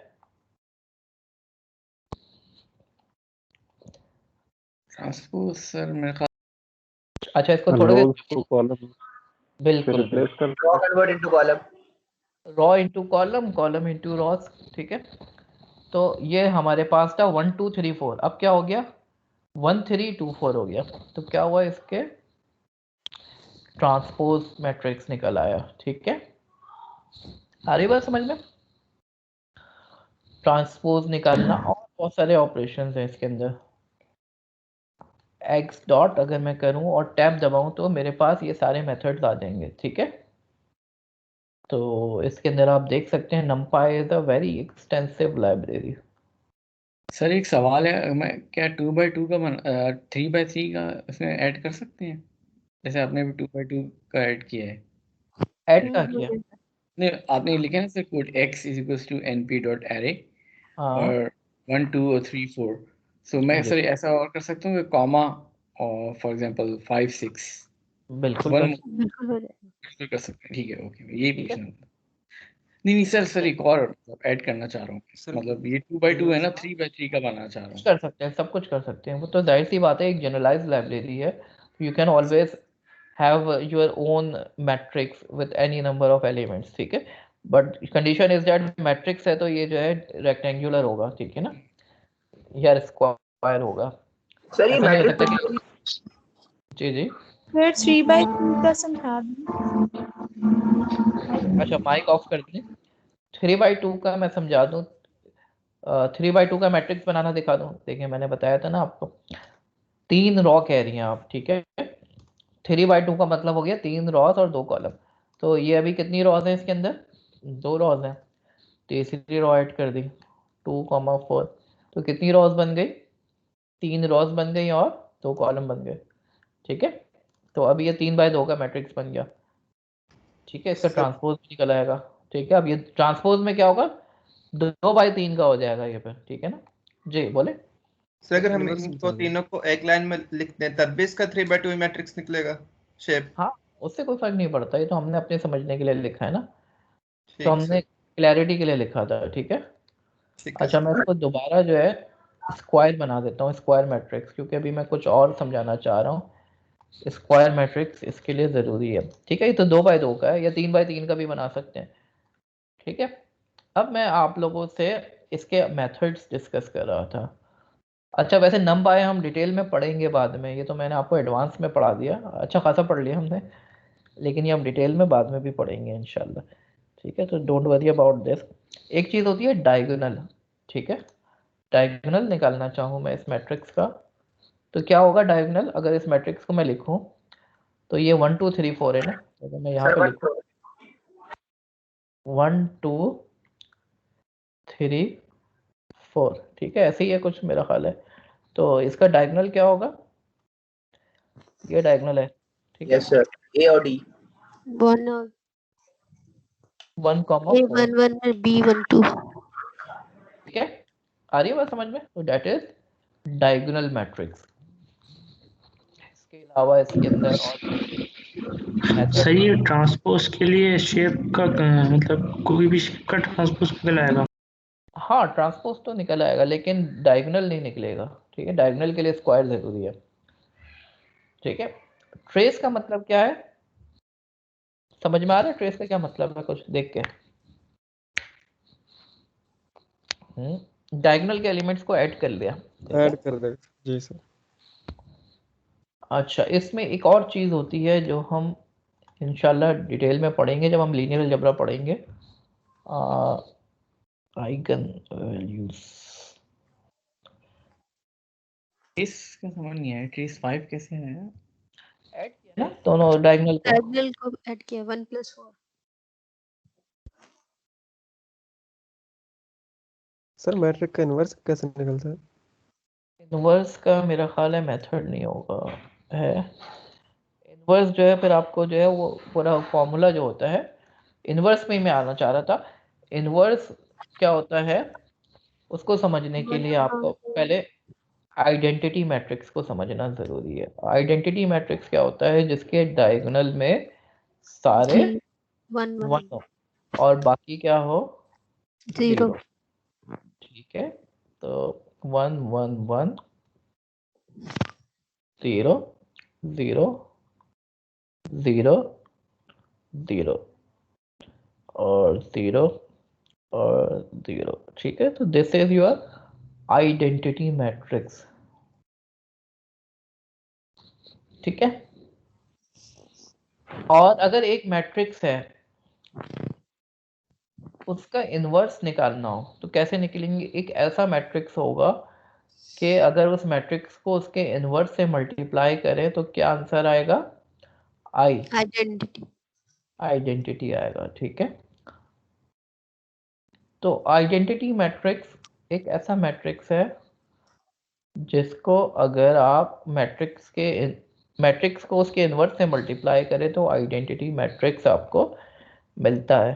ठीक है, तो मैट्रिक्स मल्टीप्लिकेशन जो है ना, ये it is a very complicated task. ठीक है, मैट्रिक्स मल्टीप्लिकेशन एक बहुत ज्यादा कंप्यूटेशनली इंटेंसिव टास्क है। सर मेरा क्वेश्चन ये था कि मैट्रिक्स बहुत ज्यादा पढ़ाया जाता है, 9th क्लास के स्टूडेंट्स को पढ़ाया जा रहा है, लेकिन उसकी एप्लीकेशंस नहीं बताई जाती कि वाइडली कहाँ किस सेंस में यूज होता है, खास करके मशीन लर्निंग में अगर पूछा जाए तो। हाँ, ये बहुत अच्छा सवाल है आपका। अच्छा, लेकिन ताज्जुब है, आपने मैट्रिक्स की एप्लीकेशन नहीं देखी अभी तक। एप्लीकेशन जी बहुत सारी जगहों पे इसकी एप्लीकेशन है। देखो हम पढ़ेंगे इंशाल्लाह, एक चीज़ होती है PCA, प्रिंसिपल कंपोनेंट एनालिसिस। ठीक है, तो होता इस तरीके से है, मशीन लर्निंग में हमारे पास बहुत बड़े फीचर्स होते हैं। फीचर्स जो है, मिसाल के तौर पर एक इमेज है, इमेज में अगर फीचर देखो, अगर 1000 बाय 1000 की इमेज है, ठीक है, तो उसमें कितने फीचर्स में? 1000 बाय 1000 की इमेज में 1 मिलियन फीचर्स। और 1000 बाय 1000 तो कुछ है ही नहीं हमारे पास। आजकल तो इमेजेस इतनी बड़ी बड़ी होती हैं, और ये एक इमेज थोड़ी होगी, इमेज भी आपके पास लाखों में होगी। तो 1000 बाय 1000 की इमेज का मतलब हो गया 1 मिलियन। 1 मिलियन फीचर्स पे मशीन लर्निंग जो है बड़ी ही मुश्किल हो जाती है। तो हम क्या करते हैं, इसके फीचर्स को कम करने की कोशिश करते हैं। तो ये 1000 बाय 1000 का एक मैट्रिक्स बना। ठीक है, 1000 बाय 1000 का एक मैट्रिक्स बना और फिर हम इसको तोड़ते हैं, इसको जो है छोटा करने की कोशिश करते हैं, तो PCA अप्लाई करते हैं। ठीक है, उसी पे मैं आ रहा था अभी। उसके लिए हम क्या करते हैं, किसी भी मैट्रिक्स की आइजन कैलकुलेट करते हैं, eigen matrix, eigen value, eigen vector. ठीक है, EIGEN, आइजन भी कहते हैं, आइगन भी कहते हैं। तो हम क्या करेंगे, मैट्रिक्स का आइजन निकालेंगे और उसके बाद जो है उस आइजन के ऊपर मैट्रिक्स को प्रोजेक्ट करके मैट्रिक्स की डायमेंशनैलिटी को कम करेंगे। ठीक है, फीचर्स, मिसाल के तौर पर आप, फीचर्स क्या होते हैं, फीचर्स भी मैं एक्सप्लेन कर दूं आपको। आप किसी बंदे के बारे में मालूम करना चाह रहे हैं उसके सिम्टम्स की बेस पे कि इसको डायबिटीज़ है या नहीं है, तो क्या क्राइटेरिया होगा आपका? आप उसका एज पूछोगे, उसकी जेंडर पूछोगे, उसका मैरिटल स्टेटस पूछोगे, उसका ब्लड प्रेशर लेवल पूछोगे, उसका कोलेस्ट्रॉल लेवल पूछोगे, और बहुत सारी चीज़ें पूछ के उसकी आई का स्कैन जो है उसकी बेस के ऊपर आई की क्या कंडीशन है, इन तमाम चीज़ों की बेस पे आप बताओगे। तो ये तो तकरीबन 10 फीचर्स हुए। ठीक है, तो 10 तो कोई इतना बड़ा नहीं है मसला, लेकिन अगर इमेज है या बाद जगहों पे हमारे पास फीचर्स बहुत बड़े तादाद में होते हैं, तो फिर हमें क्या करना पड़ता है, उसको छोटा करना पड़ता है, उसकी जो है फंक्शन नंबर ऑफ डायमेंशंस को कम करना पड़ता है। तो ये मैट्रिक्स होता है। तो हम क्या करते हैं, उस पर PCA अप्लाई करके हम क्या करते हैं, मैट्रिक्स को छोटा करने की कोशिश करते हैं। तो वहाँ पे आइजन वैल्यूज़ निकाल रहे होते हैं। ठीक है, इसके अलावा कोवेरियंस जो है अक्सर निकाला जाता है मैट्रिक्स का, कोरिलेशन निकाला जाता है। ठीक है, कोरिलेशन निकाल के हम देखते हैं फीचर्स के बीच में क्या रिलेशन है, तो ये भी हम करते हैं। तो ये मैट्रिक्स तो बहुत ज़्यादा इस्तेमाल होता है। ठीक है, इसके अलावा रिकमेंडेशन सिस्टम्स में जब हम काम करते हैं, तो मिसाल के तौर पर आप जो है ये देखना चाह रहे होते हो कि कौन सी प्रोडक्ट किस बंदे ने पसंद की और उसकी बेस पे ये बता रहे होते हो कि जो एक जैसे मेंटालिटी के लोग हैं तो उनकी पसंद भी एक जैसी होगी। अगर किसी एक जैसी बंदे ने जो है मिसाल के तौर पर शॉपिंग के दौरान जो है बेसबॉल का बैट और बॉल को पसंद किया है, तो एक और बंदा जो स्पोर्ट्स को पसंद करता है आप उसको रिकमेंड कर सकते हो कि आपके जैसे लोगों ने, जो कि आपके लाइक माइंडेड लोग हैं, उन्होंने बेसबॉल का बैट पसंद किया तो शायद आप भी ये पसंद करेंगे। ये रिकमेंडेशन आ रही होती है। तो ये रिकमेंडेशन के लिए एक रैंक मैट्रिक्स निकलता है, पॉपुलैरिटी मैट्रिक्स निकलता है, तो वहाँ पे भी मैट्रिक्स की बहुत ज़्यादा यूजेज है। ठीक है, इसके अलावा जो है जब ये जो मॉडर्न फीचर्स हैं इंटरफेसेस में भी ये यूज होता है ना। बहुत सारी जगहों पे, ठीक है।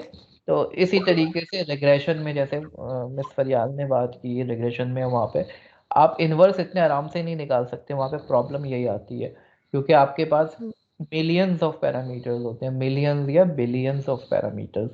तो जब बिलियंस ऑफ पैरामीटर्स होंगे, 3x3 का मैट्रिक्स अगर आपने इंटर में निकाला हो तो आपने देखा हो कितने स्टेप्स हैं उसके अंदर। Yes sir. तो ये अगर सर कोरिलेशन और कोवेरियंस पे तो मैंने बेसिकली काम किया, बट आपको पता है आजकल ज्यादातर काम सॉफ्टवेयर्स पे ही होते हैं, तो मेरे दिमाग से निकल गया था, मेरे दिमाग में भी आया मैट्रिक्स का कॉन्सेप्ट ना, मैंने इसलिए आपसे पूछा कि मशीन लर्निंग में क्या एप्लीकेशन है इसकी। मशीन लर्निंग पे मैंने बताया आपको पीसी है, इसके अलावा रेगुलेशन हो गया है, हर जगह पे जो है तो वहाँ पे जो है ना इन्वर्स निकालना बड़ा मुश्किल काम होता है, बिलियंस ऑफ पैरामीटर। ऐसा हो सकता है कि पाइथन के ऊपर भी इतना ज्यादा डेटा आ गया हो कि हमें उसकी मैट्रिक्स बना के उसको रिड्यूस करने की जरूरत पड़ गई हो, क्योंकि पाइथन तो बिग डेटा पे ही काम कर रहा होता है ना ज्यादातर।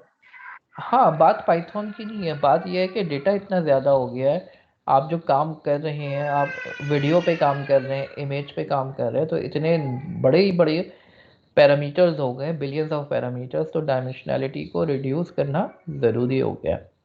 ठीक है, तो डायमेंशनैलिटी रिडक्शन के लिए और इंशाल्लाह आइजन वैल्यूज़ पे तो हम कैलकुलेट करना भी सीखेंगे इसी कोर्स में। ठीक है, तो लीनियर अलजेब्रा जब हम पढ़ेंगे तो ये बड़ा इसकी एप्लीकेशन।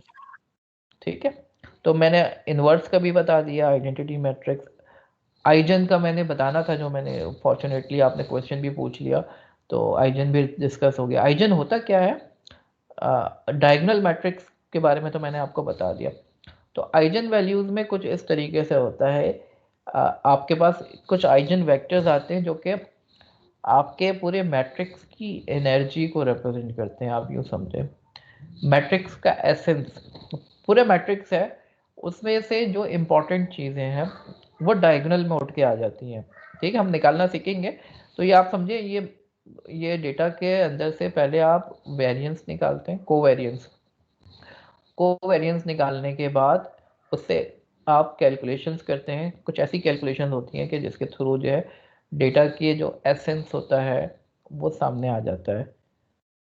ठीक है, और वो इस तरीके से सामने आता है, पहला आइजन वेक्टर जो है उसमें डेटा की सबसे ज़्यादा इंफॉर्मेशन होती है, सेकंड के अंदर उससे कम होती है, थर्ड के अंदर उससे कम होती है, फोर्थ के अंदर।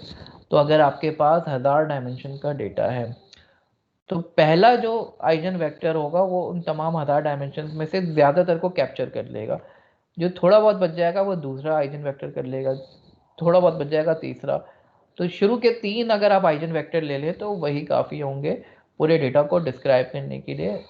थोड़ा सा लॉस तो आएगा, लेकिन जो है जो शुरू के आइजन वेक्टर्स होंगे वो ज़्यादातर मैट्रिक्स की इंफॉर्मेशन को कैप्चर कर लेंगे, मैट्रिक्स की जो ऑलमोस्ट तमाम इंफॉर्मेशन को कैप्चर कर लेते हैं। ठीक है, तो हम बात करेंगे इंशाल्लाह इसके ऊपर। आइडेंटिटी मैट्रिक्स को एक दफा प्लीज एक्सप्लेन करना।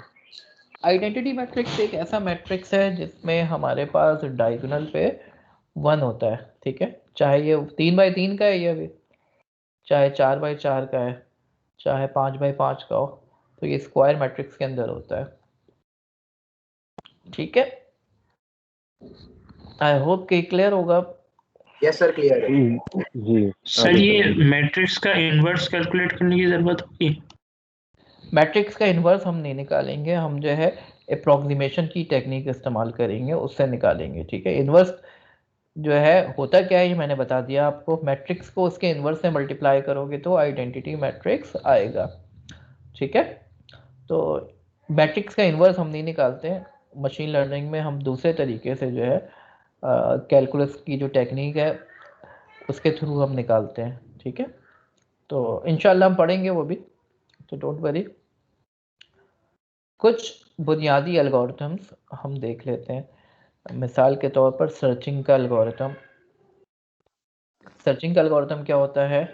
डेटा में से कुछ सर्च करना है, ठीक है। अच्छा, हाशिम मलिक ने जो है इनवर्स निकालने का बता दिया, ठीक है। मैट्रिक्स डॉट लिन एल्ग, ये असल में नमपाई के जो लेटेस्ट वर्जन आए हैं उसमें इन्होंने जो है लिन एल्ग का जो है एक अलग से पैकेज बना दिया है, उसके अंदर डाल दिया है, ठीक है। तो उससे जो है मैट्रिक्स का इनवर्स निकल आता है, ठीक है।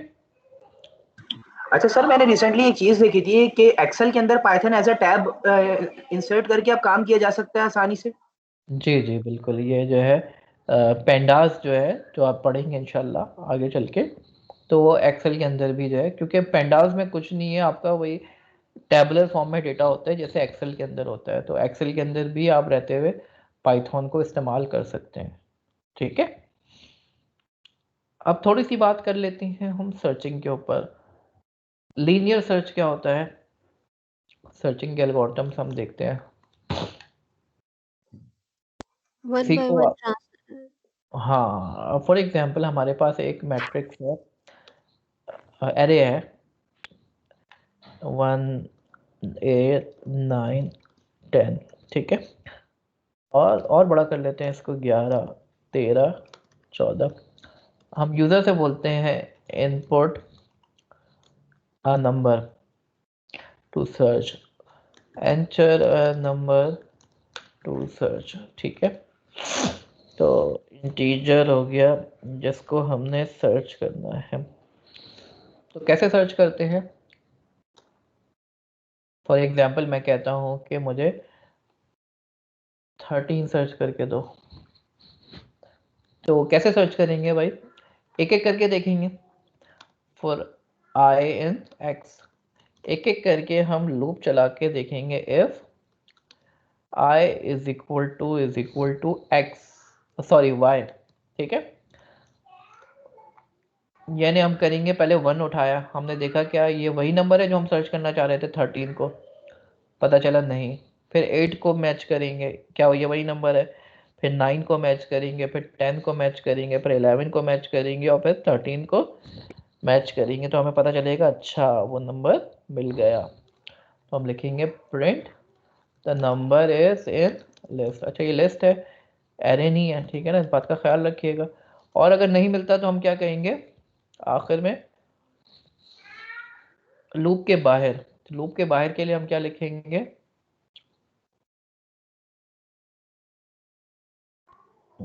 हमें एक चेक करना पड़ेगा, हमें मिला ही नहीं मिला। अच्छा अभी मैं उस पर इतनी डिटेल में नहीं जा, हाँ लेकिन वो हमें पता चल, नंबर इज इन लिस्ट, ठीक है। अगर कुछ नहीं प्रिंट होता तो इसका मतलब है नंबर लिस्ट में नहीं है, ठीक है। सर तो सर ऐसा हमें कर सकते हैं कि हाँ सर अगर अगर ब्रेक हो यहाँ पे, अगर जैसे अगर फर्ज करें वो एलिमेंट हाँ फाउंड हो और ब्रेक कर दे, ब्रेक करते हैं, ठीक है। ब्रेक का मतलब है लूप से बाहर आ जाए। अच्छा ये किसी की समझ में ना आया हो लूप तो मुझसे पूछ सकता है, लूप का मतलब क्या है? हमने इसके ऊपर एक एक करके हम सर्च कर रहे हैं। 1 देखा पहले, फिर 8 देखा, तो ये एक्स में क्या वैल्यू आ रही है उठ के? आई की वैल्यू आ रही है। एक्स में से एक एक करके वैल्यू किस में जा रही है? आई में जा रही है, ठीक है। तो आई की वैल्यू पहले क्या होगी? 1, फिर दूसरी बार लूप चलेगा, आई की वैल्यू क्या होगी? 8, फिर तीसरी बार लूप चलेगा, आई की वैल्यू 9, फिर चौथी बार चलेगा, आई की वैल्यू 10, और हम इसको मैच कर रहे हैं, ठीक है। तो ये प्रोग्रामिंग में आप लोग पढ़ेंगे भी लूप क्या होता है, बढ़ के पढ़ लिया आप लोगों ने लूप, ठीक है। सर ये आई की बजाय एफ जी ये क्यों नहीं है? आई की वो जगह भी लिख कुछ सकते हैं, कोई मस्त कुछ भी लिख सकते हैं। ए लिख दें, कोई भी चीज है, कोई भी वेरिएबल है जिसमें आपके पास उठ कर आ रहा है वो नंबर, ठीक है। जी सर। एक्स में क्या आ रहा है? कोई भी नंबर ले ले आप, कोई ए ले ले, बी ले ले, सी ले ले।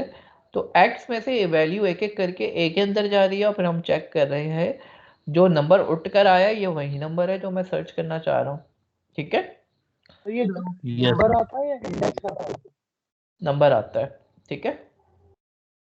अगर आपको इंडेक्स भी चाहिए तो उसका भी एक तरीका है, ठीक है। नंबर आता है वैसे तो उठ के, इंडेक्स भी चाहिए तो आप इनमरेट कर दें। डॉट इनोमरेट होता है या मुझे ये देखना पड़ेगा तो। अच्छा तो आई थिंक इनोमरेट अलग से यहाँ लिखना पड़ेगा, ठीक है। सर लूप हम कल करेंगे। जी सॉरी, लूप में कल करेंगे। अच्छा नहीं है। ठीक है। अभी हमारे पास अब क्या आएगा, अब दोनों चीजें आ रही हैं, ठीक है। और हमारे पास पोजीशन भी आ गई। आई में क्या आ रहा होगा, 0 आएगा, फिर 1 आएगा, इंडेक्स, ठीक है। तो एट पोजीशन भी हम बता सकते हैं, ठीक है। आई कौन सी पोजीशन पर है, 5वीं पोजीशन पे हमें क्या मिला, तो आई में पोजीशन भी आ रही है, ठीक है, इंडेक्स। और ए में जो है उसकी वैल्यू भी आ रही है। इसको वी लिख दें चलें, अगर किसी को कंफ्यूजन हो रही है, ठीक है। तो वैल्यू और पोजीशन भी आ रही है। आई में क्या आ रही है, पोजीशन आ रही है, और वी में क्या आ रही है, उसकी वैल्यू आ रही है, ठीक है। अच्छा, लीनियर सर्च में प्रॉब्लम क्या है, हमें लिस्ट को पूरे आखिर तक एक एक करके देखना पड़ता है, ऐसे ही है ना। जब तक के आखिर तक नहीं पहुंच जाओ या नंबर ना मिल जाए, हमें देखना पड़ेगा, ठीक सर है। ये इनुमरेट का क्या मतलब है? इनुमरेट का मतलब है हमें दोनों चीजें मिलेंगी, पोजीशन भी मिल रही है आई के नाम से, और वी के नाम से हमें क्या मिल रहा है, लिस्ट भी वैल्यू। हमें, लिस्ट पोजीशन। पोजीशन भी मिल रही है और एलिमेंट भी मिल रहा है। तो ये जब लूप में पहली बार इसको देखिएगा तो हमें 0 मिलेगा पोजीशन, और वैल्यू मिलेगी 1। जब 8 मिलेगा तो उस वक्त पोजीशन क्या होगी, हाँ भाई बताइए, 8 पे क्या पोजीशन होगी, 1 पोजीशन होगी और वैल्यू 8। जी बिल्कुल।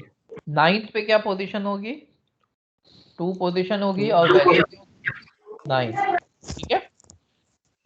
आगे बढ़ सर ये डिक्शनरी में जिस तरह आइटम्स होता है उसी तरह है।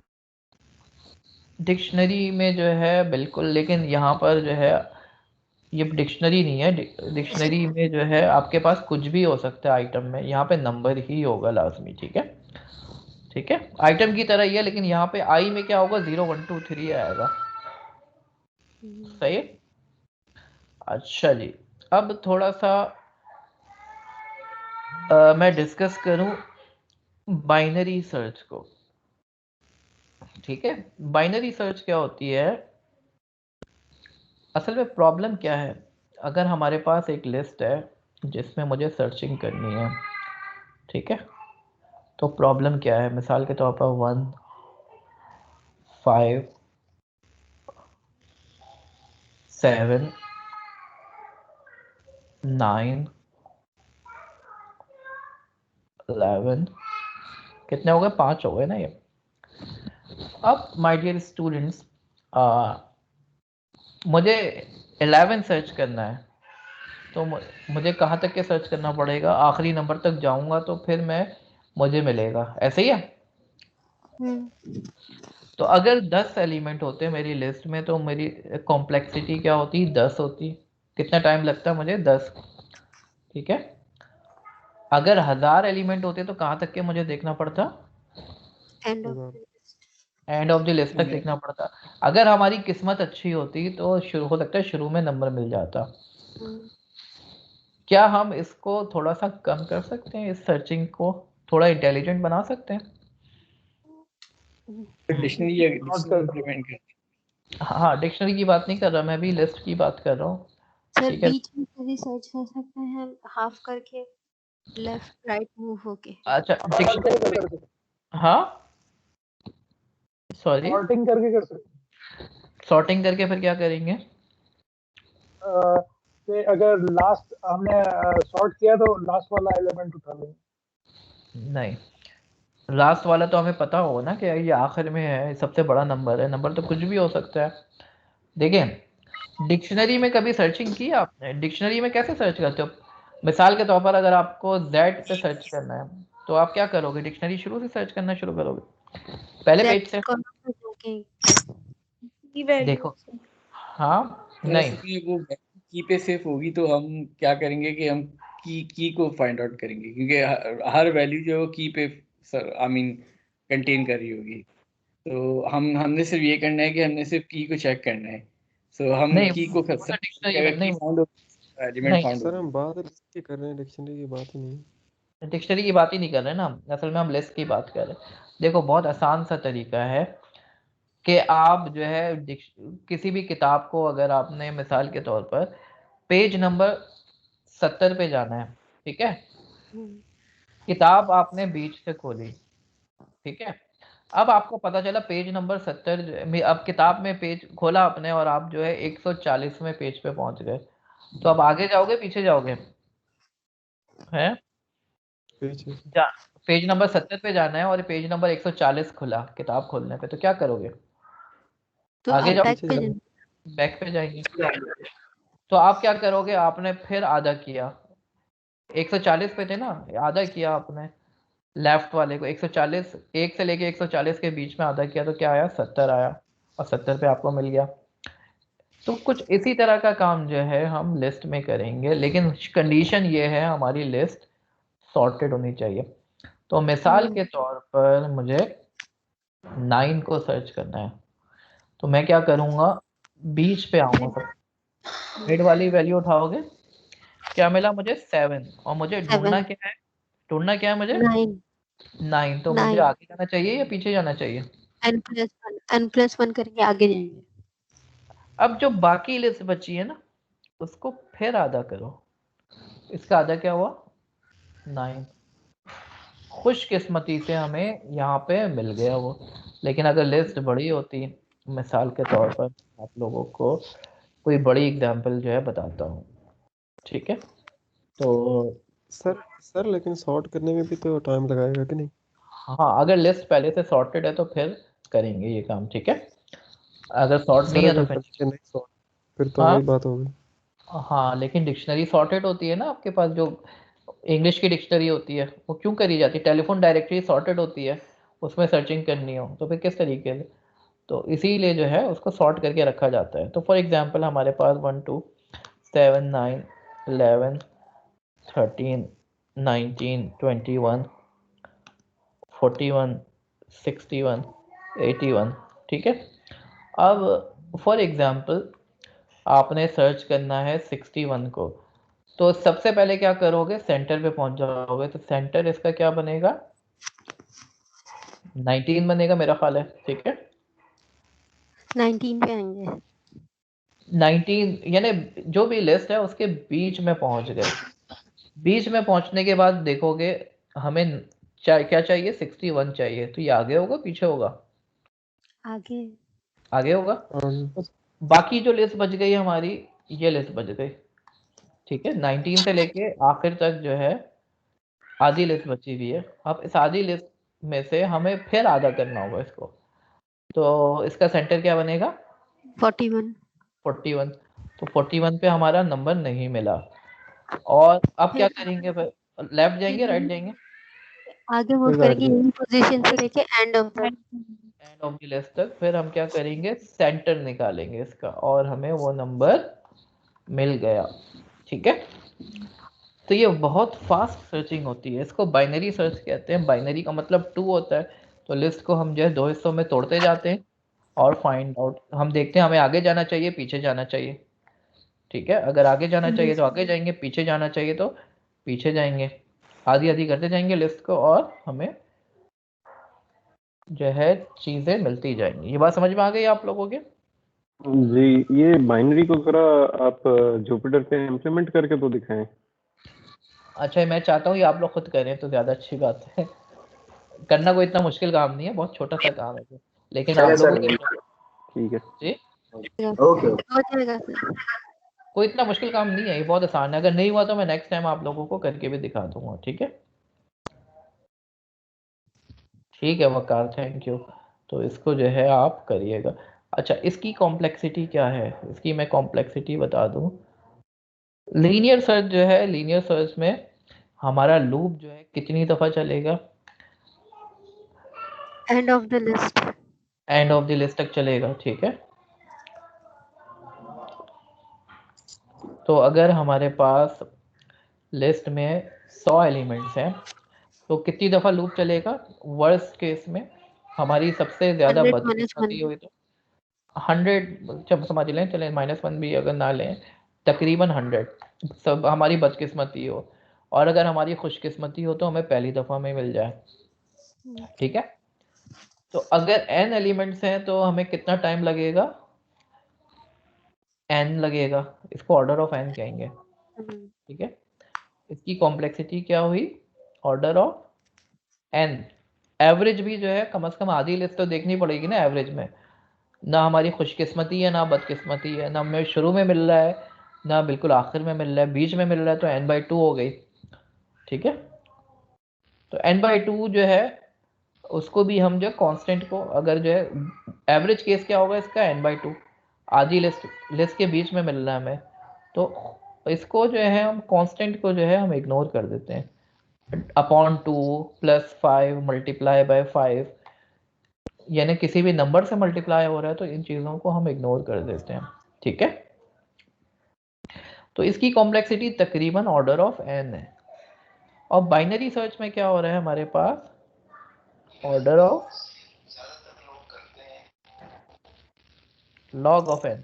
ठीक है, क्या है कॉम्प्लेक्सिटी? log of n। तो log जो है बहुत छोटा नंबर हो जाता है जब log में आप करते हैं ना। आ रही बात समझ में? जी। तो ये बेगो नोटेशन कहलाता है, दिस इज कॉल्ड बेगो नोटेशन। ठीक है, तो हम एल्गोरिथम को जब भी कंपेयर करते हैं ना, हम देखते हैं इसको बिगो में क्या उसका फॉर्मूला बन रहा है। तो सर ये बिगो कैसे एक्सप्लेन? सर बाइनरी ही बिगो होता है? नहीं, बाइनरी नहीं, कोई भी ओ जो है ये बिगो कहलाता है। ठीक है ना, ऑर्डर ऑफ बिग ओ। तो इसको एक्सप्लेन करने का तरीका आप यूं समझें कि आप फॉर एग्जांपल अगर एक लूप लगा हुआ है 1 से लेके n तक, ठीक है, तो ये इसकी कॉम्प्लेक्सिटी क्या होगी?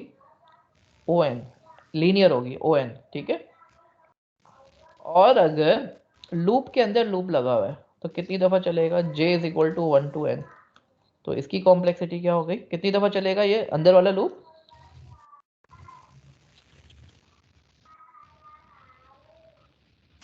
सर ये दो डबल अगर चलेंगे। n की वैल्यू 10 है तो ये कितनी दफा चलेगा बाहर वाला लूप? वो भी n टाइम चलेगा और ये भी दोनों n क्या है? n क्या है? 10 10 है, और अंदर वाला लूप जो है वो भी कितनी दफा चलेगा?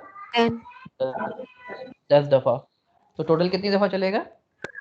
20 100 टाइम।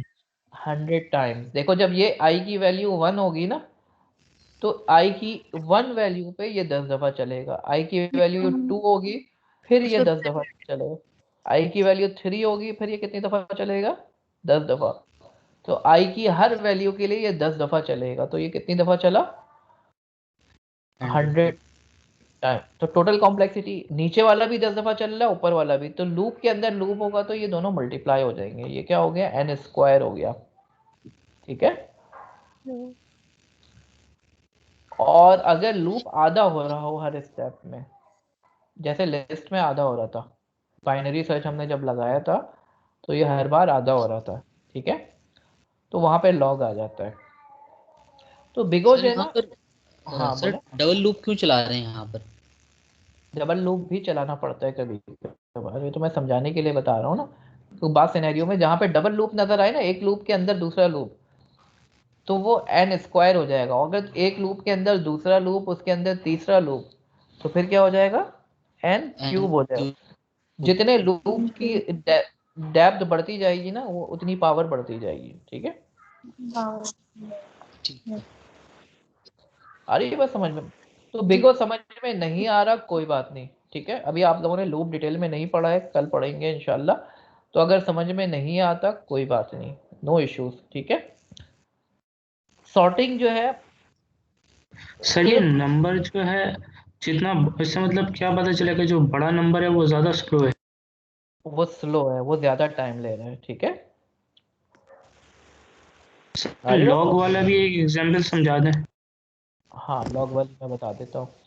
तो देखो ये हमारे पास अगर कितने नंबर है, इसको यूं समझे, अगर 100 एलिमेंट की लिस्ट है, ठीक है, तो पहले स्टेप में हम क्या करेंगे, बाइनरी सर्च की बात कर रहा हूं मैं, ठीक है ना। बाइनरी सर्च में क्या करते हैं हम, 100 से कितना हो जाता है, ये आधी 50 हो लिस्ट जाएगा कट जाती है, 50 हो जाएगा। 50 यस फिर ये कितना हो गया, 25 हो गया। 25 फिर कितना हो गया, 12 या 13, ठीक है। फिर 12 कितना हो गया, 6 हो गया। 6 फिर 3 सर ये बाइनरी है। और ये 1 and 1 जी, ये yes बाइनरी है। तो कितने स्टेप्स लगे ये, 100 से एक पर आने में कितना टाइम लगा हमें, 7 steps लगे। हाँ ये लॉगरिथमिक है, ठीक है ना, ये लॉग है, ठीक है, जहां पे आधी हो रही है लिस्ट ना। इस तरह के फंक्शन में अगर ये 2 टुकड़ों में टूट रही है तो ये लॉग होगा विद 10 बेस 2, ठीक है, लॉग विद बेस 2। अगर ये 10 हिस्सों में टूट रही है तो लॉग होगा विद बेस 10, ठीक है। लॉग, बस ये याद रखें जहाँ पे डिवीजन हो रही होती है ना, डिवाइड होते जा रहा होता है, तो वहां पे लॉग आ जाता है, ठीक है। तो ये हमारी कॉम्प्लेक्सिटी हमें ज़रूरत पड़ती है अक्सर ना कंपैरिजन करने में।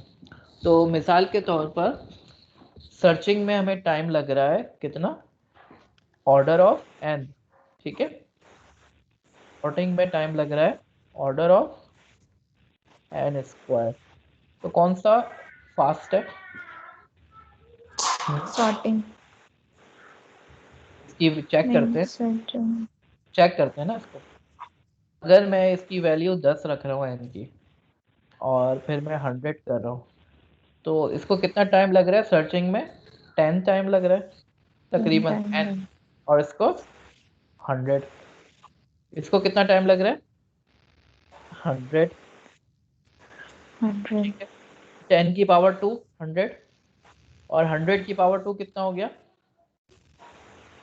1000 तो ये कितनी तेजी से बढ़ रहा है, ठीक है। तो जितनी n की पावर बड़ी होती जाएगी, और अगर मैं बाइनरी सर्च भी ले लूँ इसके अंदर, बाइनरी सर्च में अगर बेस 10 के साथ लूँ मैं ये, तो ये तकरीबन 1, ठीक है, ये होता है log ऑफ n। तो log ऑफ n अगर निकालें तो ये 1 और ये 2, ठीक है। तो बाइनरी सर्च कितना छोटा है आप देख सकते हैं, 2 सेकंड में हो रहा है, जबकि जब पावर बढ़ रही है तो ये बहुत फास्ट, बहुत स्लो हो रहा है, सॉरी, ठीक है। ये बात समझ में आ रही है कॉम्प्लेक्सिटी। तो अगर ये समझ में नहीं भी आ रही है तो परेशान होने की ज़रूरत नहीं है, बस ये याद रखें जिसकी पावर ज़्यादा होगी वो स्लो होगा, जिसकी पावर कम होगी वो फास्ट होगा, ठीक है। और लॉग में चले जाएगा तो और फास्ट हो जाएगा, ठीक है। तो अगर किसी एल्गोरिथम की कॉम्प्लेक्सिटी आपको मिल रही है तो आप उसको कंपेयर करके बता सकते हैं कौन सा फास्ट है कौन सा स्लो है, ठीक है।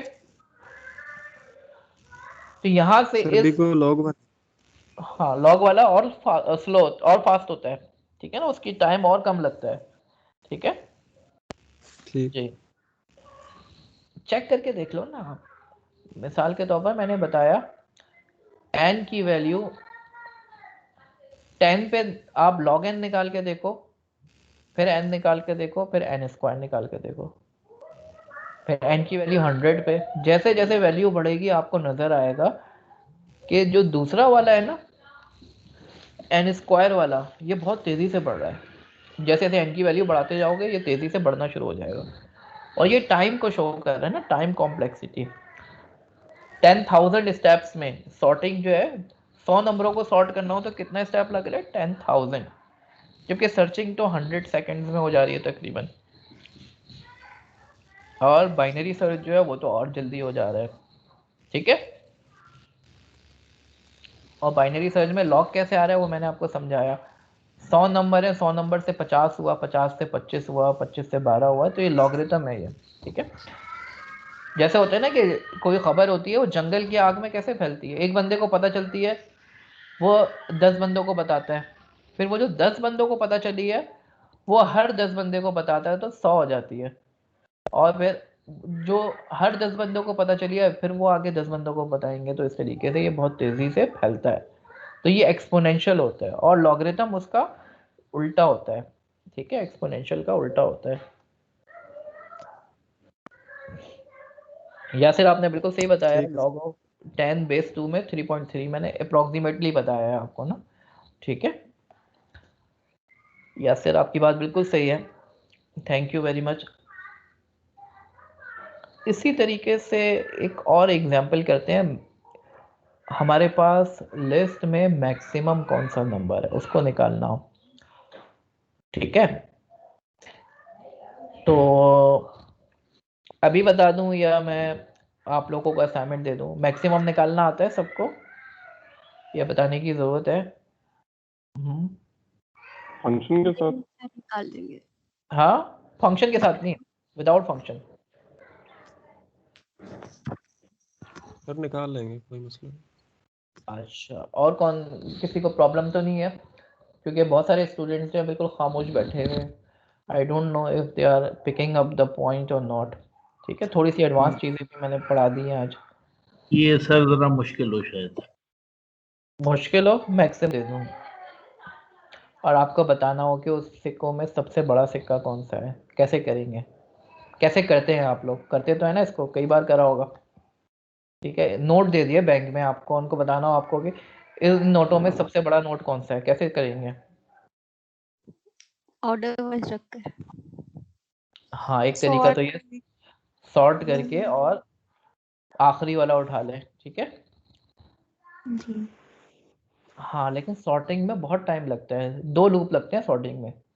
मैंने बताया ना सॉर्टिंग की कॉम्प्लेक्सिटी क्या है, n स्क्वायर, 2 लूप लगेंगे, तो 2 लूप जो है it is taking a lot of time. तो हम क्या करेंगे, एक लूप में अगर करना हो तो बहुत आसान सा तरीका है। आपने बोला कि पहला सिक्का उठा लो, ठीक है। अभी तक का सबसे बड़ा सिक्का यही होगा क्योंकि हम पहला सिक्का उठा रहे हैं, और दूसरे सिक्के से गिनना शुरू करें। दूसरे सिक्के को चेक करें क्या ये मेरे पहले वाले सिक्के से बड़ा है छोटा है, ठीक है। फिर अगर बड़ा नहीं है छोड़ दें, फिर तीसरे को उठाएं, तीसरे को पहले से कंपेयर करें, ठीक है। यानी मिसाल के तौर पर एक सिक्का जो है 2 रुपए का है, एक जो है 3 रुपए का है, एक 1 रुपए का है, फिर 5 रुपए का आ गया, फिर 10 रुपए का आ गया, फिर 2 रुपए का सिक्का आ गया, फिर 3 का आ गया, फिर 100 रुपए का सिक्का आ गया, फिर 50 रुपए का आ गया। नहीं, बबल सॉर्ट में तो अभी ये हमारे पास सिक्के हैं, ठीक है। इसमें से सबसे बड़ा सिक्का है कौन सा मालूम करना है हमने। कैसे करेंगे? कंपैरिजन यानी कि हो गया। कंपेयर करेंगे 3 से, अगर 2 इज ग्रेटर देन 3 तो देखें, सुने अभी तक का सबसे मैक्सिमम सिक्का कौन सा है? कोई भी नहीं है अभी तक तो, अभी तक तो देखा ही नहीं था, तो हमने बोला 2 को ले लेते हैं।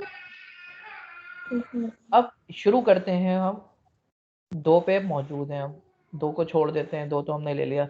3 उठाया हमने, तो 3 बड़ा है 2 बड़ा है? 3 बड़ा है, तो 3 बड़ा है सर। तो मैक्सिमम क्या हो जाएगा? 3 हो जाएगा। आगे चलें, 3 बड़ा है 1 बड़ा है? 1 3 3 बड़ा है। बड़ा 3 बड़ा है तो हम बोलेंगे कि अभी तक 3 ही बड़ा है, यानी यहाँ तक कि अभी तक हमने जितनों को चेक किया उसमें 3 ही सबसे बड़ा है। फिर आगे गए, 5 मिला हमें और 3 मिला, तो अब तक का सबसे बड़ा कौन सा हो जाएगा? 5 हो जाएगा। फिर मिला हमें 10, तो अब तक का सबसे बड़ा कौन सा हो जाएगा? 5। तो ये लूप में इसको लूप में कर ये उसका होता है। तो ये लूप में ही करेंगे, ये तो मैं अभी तरीका बता रहा हूँ ना। तो अब तक का सबसे बड़ा कौन सा हो गया? 10। उसके बाद हम गए, अब कौन सा बड़ा होगा? 2 से कंपेयर किया तो 10 बड़ा 10 ही रहेगा। फिर 3 से कंपेयर किया तो 10 फिर 10 बड़ा 10 ही रहेगा। फिर 100 से कंपेयर किया तो 100 डाल दो, 100 बड़ा, ठीक है। फिर 100 को 50 से कंपेयर करेंगे तो 100 ही रहेगा। 100 ही रहेगा। तो जब आखिर में पहुंच गए उस वक्त तक जो सबसे बड़ा बच जाएगा वही मैक्सिमम होगा, ठीक है।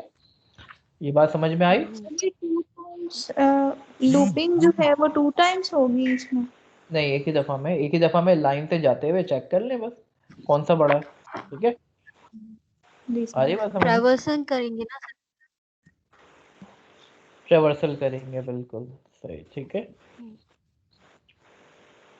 अच्छा मोहम्मद, आप बहुत ज़्यादा एडवांस जा रहे हैं, ठीक है।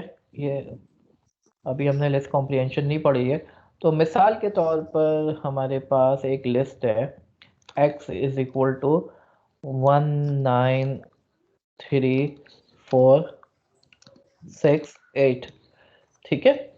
अब इसमें से मैक्सिमम निकालना हो तो वैसे तो हमारे पास फंक्शन मौजूद है, लेकिन वो काम कैसे करता है वो समझना ज़रूरी है। तो हम सबसे पहले क्या कहेंगे, मैक्सिमम हम किसको ले लेंगे? हाँ, कि 1 को ले लेंगे सर, 1 को पहले वाले को। और हम क्या करते हैं, फॉर आप कोई वेरिएबल v ले लें इन x, ठीक है। x के हर एलिमेंट पे लूप चलाया और हम चेक करेंगे अगर ये एलिमेंट मैक्सिमम से बड़ा है, ठीक है। अभी तक का जो बड़ा है उससे कोई बड़ा मिल जाए तो वो जो बड़ा मिला था हमने क्या किया था, उसको ही मैक्सिमम बना लिया, ठीक है। हमसे बड़ा कोई मिल गया, हमने उसकी अतात कर ली, ठीक है। हमने बोला कि v को मैक्सिमम बना दो, ठीक है। v जो है मैक्सिमम से बड़ा आ गया, ठीक है। एक फौजी अफसर था, उससे बड़ा अफसर आ गया, तो अब सबसे बड़ा अफसर कौन सा हो जाएगा? वो जो नया अफसर आया है। तो मैक्सिमम अभी अफसर मौजूद था, लेकिन v जो है उससे बड़ा अफसर आ गया। तो अब सबसे बड़ा अफसर कौन सा हो गया? v, ठीक है। वही v मैक्सिमम हो गया। आ रही बात समझ में? जी समझ आ गई सर। आखिर में करा दो, the maximum in the list is v। Maximum के अंदर हम रख रहे हैं, ठीक है। तो क्या है मैक्सिमम? 9। आ रही बात समझ में? Yes sir. ओके, ये चीज़ें क्लियर होंगी। इसको ज़रूर आज के लेक्चर को आप लोग रिवाइज करिएगा, ठीक है। ये बड़ा इंपॉर्टेंट लेक्चर है। ये मैंने कंप्यूटर साइंस की बिल्कुल ऐसी बुनियादी चीज़ें बताई हैं जो कि BS के बच्चे ही पढ़ते हैं, डिप्लोमा में कहीं नहीं पढ़ाया जाता, ठीक है। तो ये ऐसी चीज़ है जो कि आपकी बुनियाद मजबूत करेगा, ठीक है। थोड़ा सा रिवाइज कर लेते हैं इन चीज़ों को फिर से एक दफ़ा। तो आज मैंने आप लोगों को बताया प्रोपोजिशन क्या होता है, ठीक है। प्रोपोजिशन ये कोई फैक्ट है जो कि सही भी हो सकता है, गलत भी हो सकता है। नॉट निकालना मैंने बताया आपको, एंड निकालना बताया, और निकालना बताया, ट्रुथ टेबल बनाना सिखाया, इम्प्लीकेशन कंडीशनल स्टेटमेंट जो है P इम्प्लाइज Q मैंने बताया, बाई डायरेक्शनल स्टेटमेंट भी मैंने बताया, बाई कंडीशनल स्टेटमेंट, ठीक है, जिसमें दोनों तरफ सेम वैल्यू होना ज़रूरी है। ट्रू है तो ये भी ट्रू हो, फॉल्स है तो ये भी फॉल्स, ठीक है। कंडीशन हो गई थी। तो डिस्क्रीट मैथमेटिक्स में आज हमने कुछ चीज़ों को कवर किया, हमने प्रोपोजिशन की बात की हमने। मैं रिवाइज करवा रहा हूँ आप लोगों को ना। तो प्रोपोजिशन जो है कोई भी statement which is either true और फॉल्स, ठीक है। और फिर हमने नॉट निकालना सीखा। नॉट क्या होता है? बिल्कुल अपोजिट होता है, ट्रू है तो फॉल्स, फॉल्स है तो ट्रू। नॉट के बाद हमने एंड देखा और देखा, ट्रुथ टेबल बनाना सीखा, कंडीशनल स्टेटमेंट सीखा हमने, P इम्प्लाइज Q, और बाई डायरेक्शनल कंडीशनल स्टेटमेंट हमने देखा।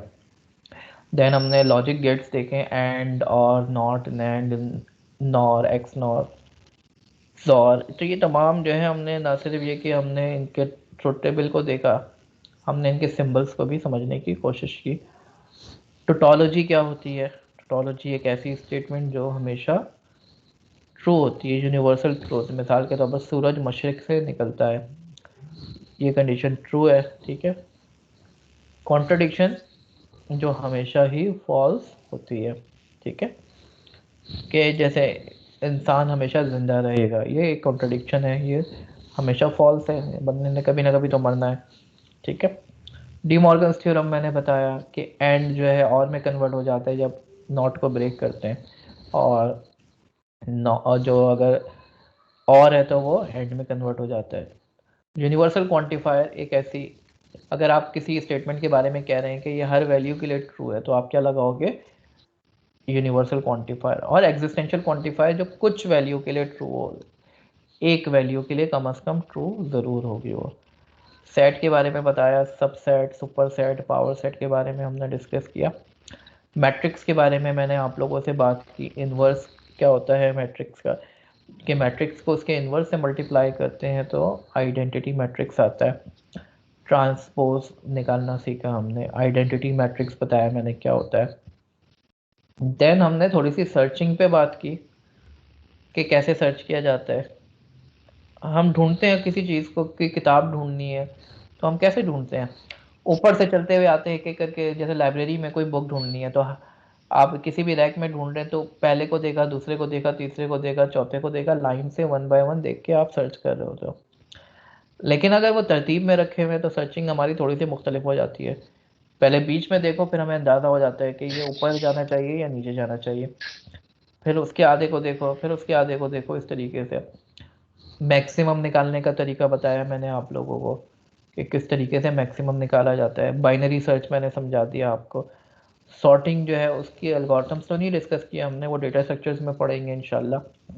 लेकिन सॉर्टिंग की मैंने बता दिया, टाइम बहुत लगता है, कॉम्प्लेक्सिटी ज़्यादा होती है।